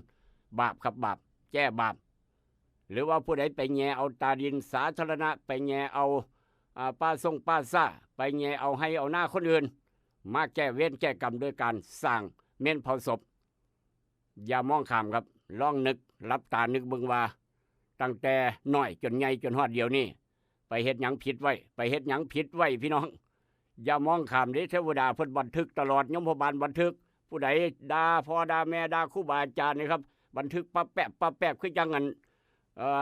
อิ้นว่าถ้าเป็นศาลครับถ้าเป็นศาลเอิ้นว่าพนักงานพิมพ์ครับพนักงานพิมพ์ผู้ร้ายให้การต่อผู้พิพากษาให้การต่อศาลผมอย่างนั้นอย่างนี้พนักงานพิมพ์ปึบปับพิมพ์ตลอดเฮาเว้าหยังด่าพ่อด่าแม่ยมบาลอยู่ข้างโตเทวดาอยู่ข้างโตบันทึกไว้เบิดตัวเพิ่นบ่ได้นี่ครับตัวบ่ได้นี่อย่ามองข้ามกันแล้วกันเพราะฉะนั้นมาแก้เวรแก้กรรมด้วยการสร้างเมียนนำกันหน้าที่การงานเจริญก้าวหน้ามีบริวารดีเพียบพร้อมไปด้วยโภคทรัพย์บ่มีโรคภัยไข้เจ็บมาเบียดประสบโชคดีตลอดชีวิตแก้เวรแก้กรรมจากโทษหนักจะได้กลายเป็นโทษเบาการสร้างเมนครับก็เลยถือว่าได้บุญใหญ่น้ำกันมาพี่น้องเหลือบ่กี่บาทจะครบแล้วจะครบ 30,000 บาทแล้วครับเหลือบ่กี่บาทจะครบ 30,000พี่น้องบ้านดอนขนุนยกมืออนุโมทนาสาธุกับพี่น้องบ้านลุ่มพินีครับเพิ่นมาร่วมสร้างเมนกับพี่น้องบ้านดอนขนุนคนละ100 บาทเป็นปัจจัย200 บาทอนุโมทนาสาธุถ้าพี่น้องมีข่าวด่วนแจ้งกันมา0816016232ครับ0816016232ไปทางจังหวัดหนองคายครับเมื่อวานมีอย่างแน่เมื่อวานมีอันใดแน่ครับทางจังหวัดหนองคายพี่น้องคนหนองคายข้าราชการทุกสังกัดร่วมรดน้ำขอพรจากท่านผู้ว่าพ่อเมืองหนองคายเมื่อวานนี่ครับซึ่งเป็นกิจกรรมที่คนหนองคายปฏิบัติสืบเนื่องต่อกันมานานครับถือว่าเป็นประเพณีก็ได้ในโอกาสเทศกาลสงกรานต์ขึ้นปีใหม่ไทยครับนี่คือหนองคายเมื่อวานนี้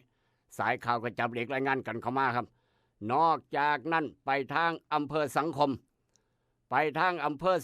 ครับไปจังไหนมาจังไหนถือจับเลยเจ้าบ่ได้เที่ยวสงกรานต์น้ำมูจ้อยเจ้าหน้าที่ตำรวจส่งไปเที่ยวประเทศฮ่องกงแล้วบ่ได้เที่ยวสงกรานต์น้ำมูเป็นหยังคือว่าจังสันทหารพานพี่น้องทหารพานเจ้าหน้าที่ทหารพานเพิ่นในเขตอำเภอสังคมครับ2110บุกและก็รอ13ครับกองกำลังสุรศักดิ์มนตรีพร้อมร่วมกับนรข.ทางสังคมจับหนุ่มตำบลคำดวงบ่เอ่ยชื่อครับบ่เอ่ยชื่อจับหนุ่มตำบลคำดวงอำเภอบ้านผือพร้อมผู้สาวเป็นคนอำเภอนายุงครับผู้บ่าวเป็นคนบ้านคำดวงขับรถไปน้ำกันขับรถกระบะไปเฮ็ดหยังครับผู้บ่าวผู้สาวเจ้าคือพร้อมเพียงแห่งหน้ากันดีแท้อีพ่อเอ้ยบ่ได้เที่ยวสงกรานต์น้ำมูจ้อยเจ้าเป็นจังได๋ล่ะบาดเนี่ยผู้สาวอำเภอนายุงครับผู้บ่าวตำบลคำดวงอำเภอบ้านผือถือว่าบ้านคำดวงก็ว่าได้ขับรถกระบะมาหยังครับมาค้ามาขายผักบ่ขายยาบ้ามารับยาบ้าเอาไปขายรับอยู่แถวไหนอยู่ริมฝั่งแม่น้ำโขงพร้อมของกลางยาบ้าทั้งเบิด 60,000 เม็ดสารภาพรับจ้างพอได้เงินไปเที่ยวสงกรานต์ 15,000 บาทมารับแถวไหนครับมารับแถวอำเภอสังคมเพื่อเอาจะไปส่งเอเย่นทางจังหวัดหนองบัวลำพูนั่นเห็นบ่ล่ะถูกจับแล้วผู้บ่าวผู้สาวน่าจืดจอรอย้อนเจ้านั่นละเพิ่นว่าว่าจะโทษกันอีละย้อนเจ้านั่นละพาข่อยมาน่ะข่อยมักเจ้าข่อยก็มาเจ้ามาข่อยเฮ็ดนำข่อยบ่ฮู้จักว่าเจ้าสิมาจังซี่ซั่นข่อยบ่มักเจ้าดอกนั่น เห็นบ่ถือจับน้ำกันซองรองครับปฏิเสธบ่ได้เกาหัวยอกๆผมกับบ่ได้หวีเหือกะไหลไข่ย่อยอากาศแพงฮ้อนบาดเนี่ยเอาเป็นข่าวห้ามเอาเป็นตัวอย่างเที่ยวสงกรานต์แบบบ่มีความสุขครับเป็นจังไดบาดนี้ยากบ่ล่ะพ่อแม่เดือดร้อนวุ่นวันลูกหลานถูกจับแล้วลูกหลานถูกจับแล้วหลานผู้ใดหลานคอยนี่ละมันไปน้ำกันกันสิว่าเป็นตัวเถียงกันแล้วล่ะป่านเนี่ยพ่อกับแม่ญาติพี่น้องเอ้ยญาติไฟเจ้าบ่าวญาติไฟเจ้าสาวเถียงกันแล้วย้อนไปเฮ็ดเนาะบ่แม่นข่อยบ่ฮู้จักว่าลูกชายเจ้าสิไปขายยาบ้าก็สั่นข่อยบ่ให้ลูกสาวข่อยมักลูกชายเจ้าดอกนี่แหละครับเพราะฉะนั้นดูแลกันเด้อพี่น้องเอ้ยอันใดถูกอันใดผิดอันใดถูกอันใดผิดต้องเบิ่งแย่งคักๆอย่ามองข้ามความปลอดภัยถามว่าคุ้มค่าบ่ไว้บ่คุ้มค่าถูกเจ้าหน้าที่เพิ่นสงกรานต์เพิ่นก็เฮ็ดเวียกตลอดแถวริมฝั่งโขงเฮ็ดเวียกตลอดบ่ว่ายามมื้อคืนยามมื้อเย็นครับโอ้ยเจ้าหน้าที่เพิ่นไปเที่ยวสงกรานต์นั่นละเอาช่วงนี้ละเฮาอย่าไปว่าเขาเว้นเขายามตลอดนี่คือปฏิบัติหน้าที่เพื่อชาติบ้านเมืองครับตบมือสวดๆให้เจ้าหน้าที่ทหารพรานให้กองกำลังสุรศักดิ์มนตรี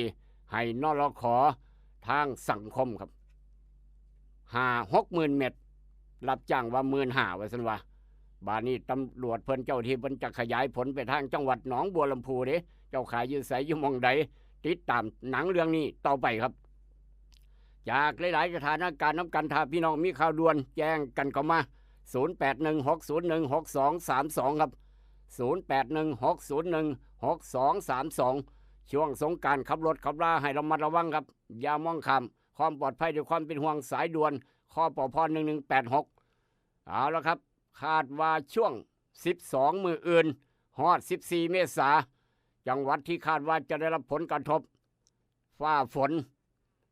พายุฤดูร้อนถล่ม55จังหวัดโดนเต็มกรุงเทพเมืองหลวงกับ่รอดหนองคายบ้านเฮารอดบ่ครับมีหนองคายบ่ภาคอีสานจังหวัดเลยหนองบัวลำพูอุดรหนองคายบึงกาฬสกลนครนครพนมบ่รอดคือกันหนองคายบ้านเฮาเพราะฉะนั้นเดินทางช่วง12 13 14 3มื้อ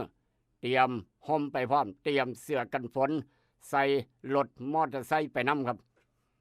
ย่านฝนตกห่ำประมาณนั้นแจ้งให้ทราบนำกันนี่คือด่วนกันเข้ามาจากเหตุการณ์นั้นมาทางเหตุการณ์นี้ครับประธานาธิบดีทรัมป์ประธานาธิบดีทางอเมริกาทรัมป์ครับทรัมป์แห่งอเมริกาผู้ใดก็เว้าให้ผู้ใดก็เว้าให้ผู้ใดก็เว้าให้จังซั่นสิทรัมป์ประกาศระงับทำประกาศตุ้มออกมาครับระงับขึ้นภาษี90 มื้อ3 เดือนให้75ประเทศที่บ่ตอบโต้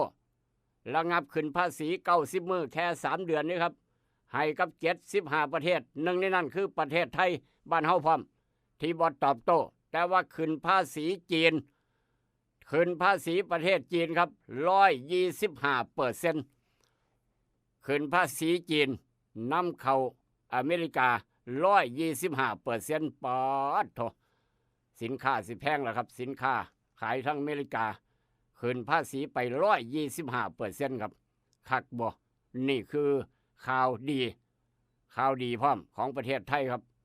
ระงับขึ้นภาษี90 มื้อ3 เดือนให้กับ75ประเทศหนึ่งในนั้นคือไทยแลนด์บ้านเฮาจากเหตุการณ์นั้นมาทางเหตุการณ์นี้ครับเปิดผลสอบ2 สห.สารวัตรทหารสห.ย่อมาจากสารวัตรทหารครับ2 สห.เจ้าไปจังไดมาจังไดค่อยเอารถไปนำขบวนให้โซเจปากว่าสอบไปสอบมาหวยเจอโทษทางวินัยครับบาดนี้ข้าราชการน่ะวินัยคุมหัว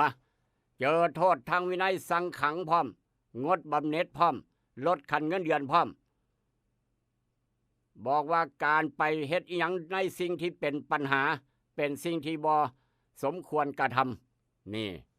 เป็นจังซั่นกันผิดมาพี่น้องเอ้ยอย่าเผลอกันแล้วกันพี่น้องข้าราชการครับแค่เฮาจะคอยเอาชีวิตรอดมาได้กับบุญหลายแล้วครับจากเหตุการณ์นั้นมาทางเหตุการณ์นี้ด้วยความเคารพกำลังจะเล่นสงกรานต์กำลังจะเที่ยวสงกรานต์กำลังจะประเพณีไทยครับไทยสงกรานต์เป็นจังไหนมาจังไหนบัดอยู่วัดใดเหตุการณ์นี้เกิดอยู่ทางภาคใต้ครับบ่อยากว่าแต่ว่าลูกคือละเอามาเว้าเป็นอุทาหรณ์สอนใจ บ่อยากเว้าบ่อยากว่าบ่อยากได้ยินครับเหตุการณ์นี้เกิดทางภาคใต้จังหวัดตรังเป็นหยังครับพระอยู่วัดเดียวกันพระพี่น้องพระอยู่วัดเดียวกันเจ้าอาวาสผู้เดียวกันแต่ว่าพระผู้นี้อยู่กุฏิอยู่กุฏิที่หนึ่งยกตัวอย่างอยู่กุฏิที่พี่น้องสร้างให้อีกพระรูปหนึ่งก็อยู่กุฏิอีกหม่องหนึ่งที่พี่น้องสร้างให้อยู่ในวัดจักไปพลาดท่าใดครับจักไปพลาดท่าใดหลวงพี่สองรูปอยู่วัดเดียวกันเจ้าอาวาสคนเดียวกันคณะพักผ่อนหย่อนใจครับคณะพักผ่อนหย่อนใจพระอีกรูปหนึ่งเจ้ามันเครียดเป็นขมอีหยังเจ้ามันเครียดเป็นขมอันไหนครับถือมีดอยู่ในกุฏิมีดแหลมบุกกุฏิพระอีกรูปหนึ่งบุกเข้าไปหยังครับบุกเข้าไปก็นึกว่าสิไปเว้าไปคุยกันเรื่องเวียกเรื่องการงานถือมีดไปแล้วป่วยฟันหน้าครับมีดจั่ว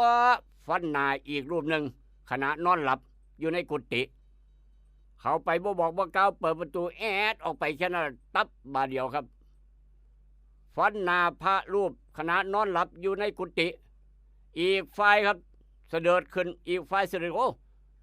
หลวงพี่ว่าฟันข่อยหยังจังซั่นสิจับมีดครับตั้งหลักได้จับมีดได้แทงสวนพระที่มาฟันเจ้าของกันแทงสวนจั่วบาดเดียววายบ่อยู่ยงคงกับพันบ่มีวิสาหยังครับจับมีดเจเรตายมรณภาพคอรอครับพระเรียบร้อยด้านรองเจ้าอาวาสครับได้ยินข่าวแค่นั้นแลนมาบาดเนี่ยแลนมาครับพวกเจ้าขากันนี่ยังพวกเจ้าขากันนี่ยังบ่อายไทยบ้านบ่อายพ่อออกแม่ออกบ่พวกเจ้าขากันนี่ยังว่าซั่นว่ารองเจ้าอาวาสแลนมาครับห้ามบ่ทันพระสองรูปกับบ่กินเส้นกันมาตลอดบ่ว่าสันภัตตาหารกับบ่กินเส้นบิณฑบาตกับบ่กินเส้นได้ซองขาวซองหยังจากพี่น้องกับบ่กินเส้นเจ้าได้น้อยข่อยได้หลายเจ้าบวชก่อนนั่งก่อนข่อยบวชที่หลังนั่งที่หลังซองขาวก็บ่ทอกันบัดนี้ว้ยพี่น้องบ่กินเส้นกันผิดกันมาตั้งแต่สมัยยังบ่บวชอีกต่างหากมาอยู่อันเดียวกันฆ่ากันตายครับโอ้โหครับผู้ได้ห้ามก็บ่ฟังพี่น้องเจ้าวาดก็ห้ามมาตลอดรองเจ้าวาดก็ห้ามมาตลอดปานนั้นก็ยังฆ่ากันตายเหตุการณ์นี้เกิดทางจังหวัดตรังบ้านเฮาอีสานบ้านเฮาด้วยความเคารพกราบงามสารเถื่อห้ามเอาเป็นตัวอย่างครับอายพี่แม่ออกอายพ่อออกอายไทยบ้านอายผู้ใหญ่บ้านอีกต่างหากอย่าผิดอย่าเถียงกันเด้อพี่น้องเอ้ยอย่าผิดอย่าเถียงกันอายผู้ใหญ่คนอายกันเบิดตำบลผู้ใดก็ลือระบาดเนี่ยนี่ขนาดอยู่ทางจังหวัดตรังก็ยังหู้ทางบ้านเฮาครับห้ามเอาเป็นตัวอย่างเป็นอุทาหรณ์สอนใจด้วยความเคารพเอามาเว้าให้พี่น้องได้หูจักแต่ละหมู่บ้านแต่ละตำบลเบิ่งนี่เด้อเบิ่งเนี่ยครับวัดบ้านเจ้าของมีพระอยู่จักรูปเถียงกันบ่ผิดกันบ่เจ้าวาดอย่าปิดเงียบเจ้าวาดบอกไทยบ้านบอกผู้ใหญ่บ้านรวดจะได้ซอยกันป้องกันครับบ่ให้เกิดเหตุเพศภัยลักษณะจังซี่ขออนุญาตเดินทางต่อกับยาสีฟันหมอจุฬากาแฟดร.เจ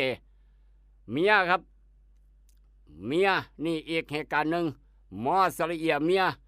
กำลังเจอโจรดักทุบเมียดักตีเมียเพื่อจะแย่งสร้อยทองคำครับชิงเงินชิงมอไซค์เอาสร้อยพร้อมปรากฏว่าผัวได้ยินเมียห้องมาซอยข่อยแน่โจรมาซอยข่อยแน่ผัวแลนมาครับผัวแลนมาจะมาซอยเมียปรากฏว่าโจรตั้งหลักอยู่แล้วผัวแลนมาเทเลอทลาบ่ได้ตั้งหลักว่าจะมาจับโจรซอยเมียครับปรากฏว่าโจรจับมีดแทงจั่วไปบาเดียวถึกหน้าเอิกผัวล้มลงตายคอรอผัวตายย้อนแลนมาซอยเมียหลังจากนั้นโจรเอาเงินไปเอาทองไปเอามอไซค์ไปหนีออดหลอดเมียนั่งให้กอดศพผัวให้แล้วให้อีกเจ้าอย่าหายเจ้าย้อนคอยนี่ล่ะเรามาซอยว่าซั่นว่าโอ้ยพี่น้องเหตุการณ์นี้เกิดอยู่ไสทางปทุมธานีครับทางปทุมธานีแถวตำบลคลองหนึ่งอำเภอคลองหลวงจังหวัดปทุมธานีทุ่มเคิงเมื่อคืนนี้ที่ผ่านมาครับระมัดระวังพี่น้องเธอเลยตลาดทองแพงคักอันตรายคัก จากเหตุการณ์นำมาทางเหตุการณ์นี้เป็นอุทาหรณ์สนใจพ่อตู่แม่ใหญ่แม่ป้าพ่อลุงครับลูกหลานไปเที่ยวสงกรานต์เกิดทั้งต่างจังหวัดแต่ว่าก็จะชราใจในเขตอำเภอพนัสนิคมจังหวัดชลบุรีหลานน้อย11ปีกับ7ปีหลานน้อย11ปี7ปีครับ2คนถูกลักพาตัวจากผู้ได้ลักถูกลักพาตัวไปบ่รอดพี่น้องแลนน้ำครับปล่อยถิ่มกลางแยกไฟแดงเจ้าของหนีเอาหลอดเด็กน้อยไปบ่เป็นนั่งไห้อยู่ครับ7ปีกับ11ปีเอิ้นหาพ่อหาแม่เอิ้นหาญาติพี่น้องไทยบ้านเห็นว่าไห้ยังบักหลามานั่งไห้อยู่นี่ไห้โจรลักผมมาครับโจรลักผมมาซื้อนมซื้อขนมให้กินครับหลังจากนั้นถามหาพ่อหาแม่พ่อแม่นำพ่อโอ้ยไห้ใส่กันนั่นเห็นบ่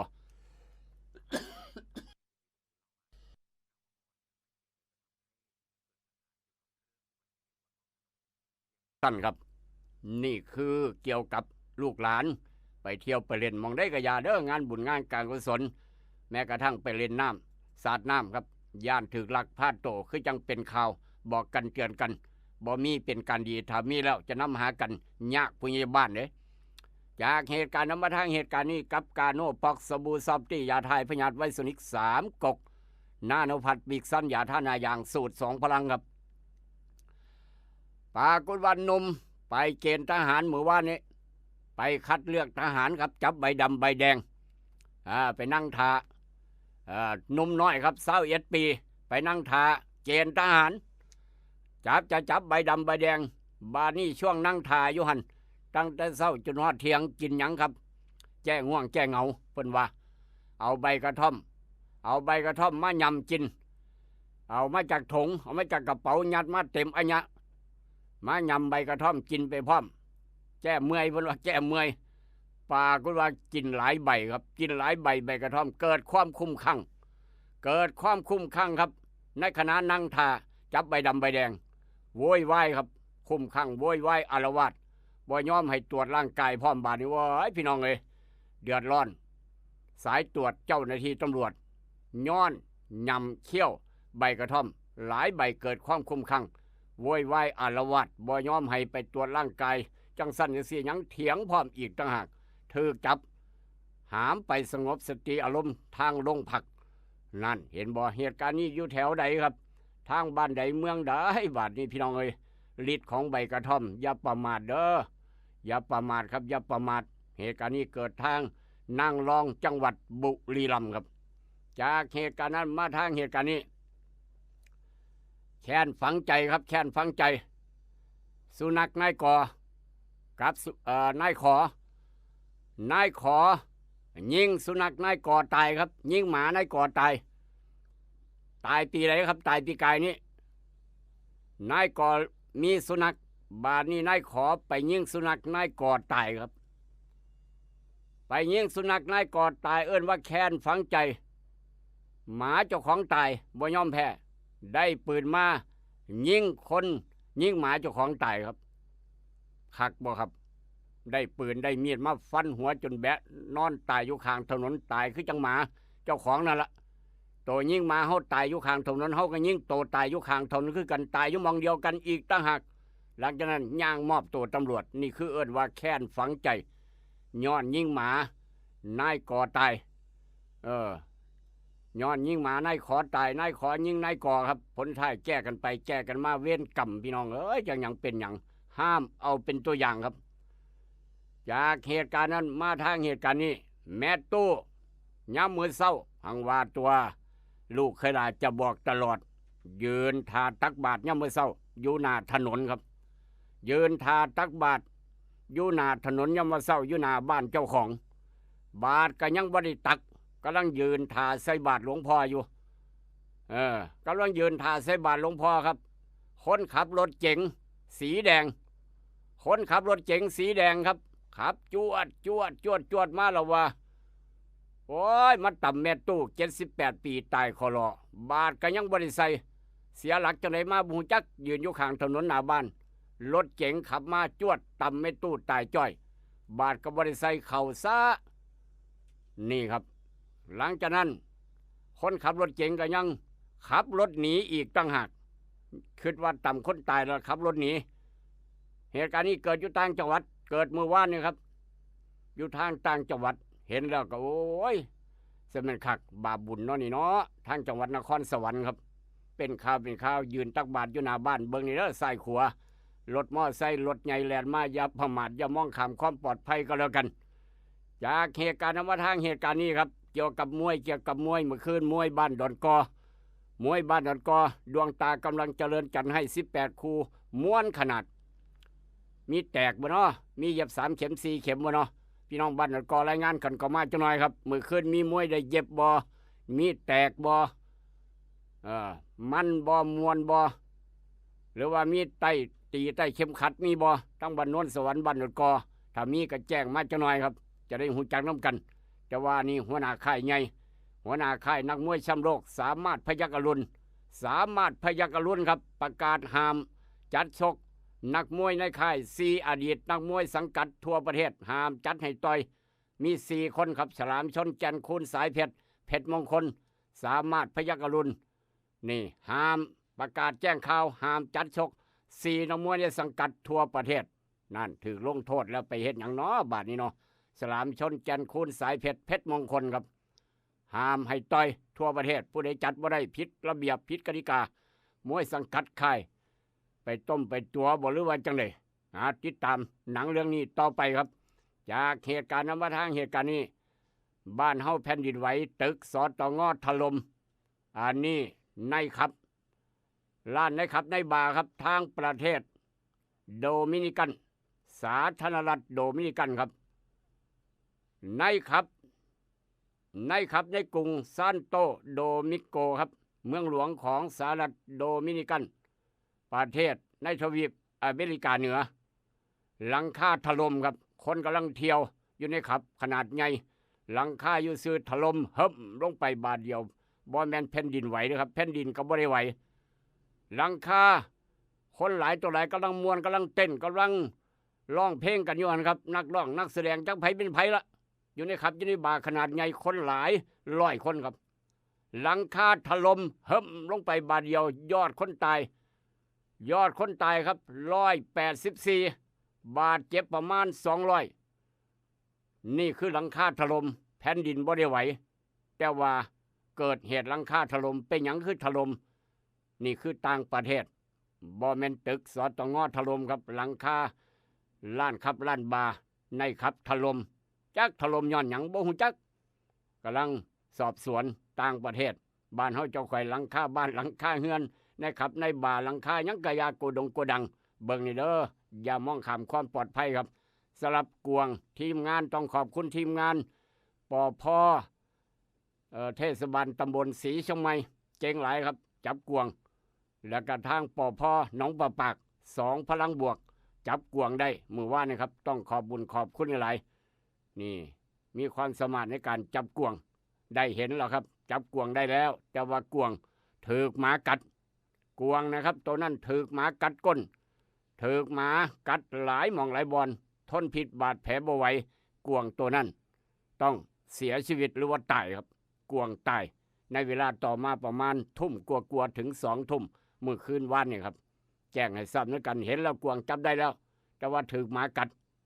ทนพิษบาดแผลหมาบ่ไหวครับลมหายใจจากบริษัทมาเบิง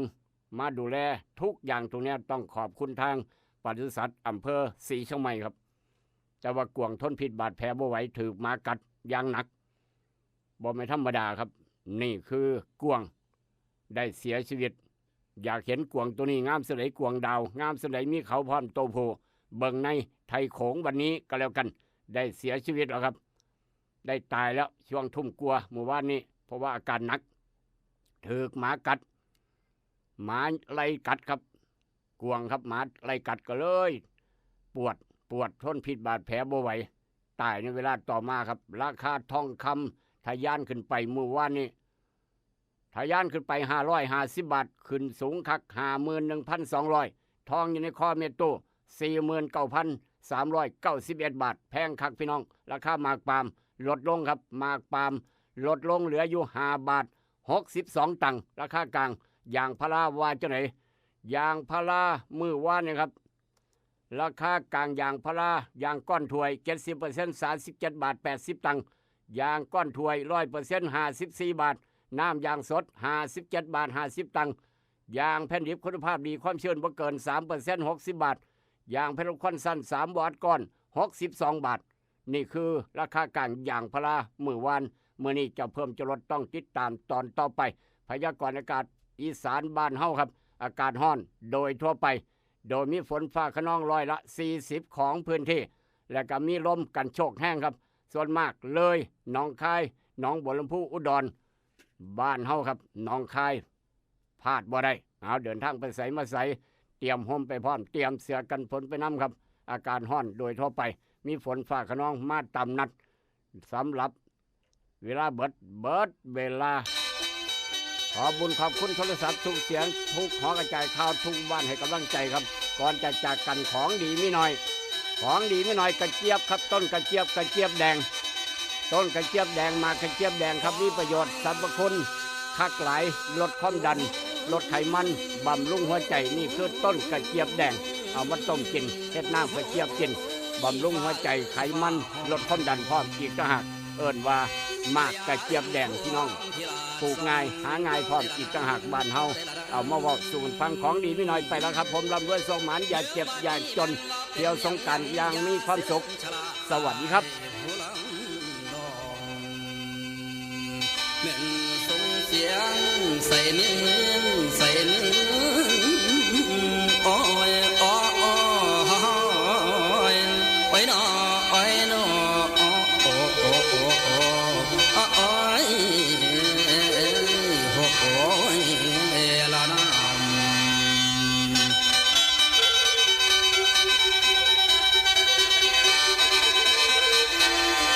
เรื่องวัดนี้ฟังบรรยาพี่น้องพ่อและแม่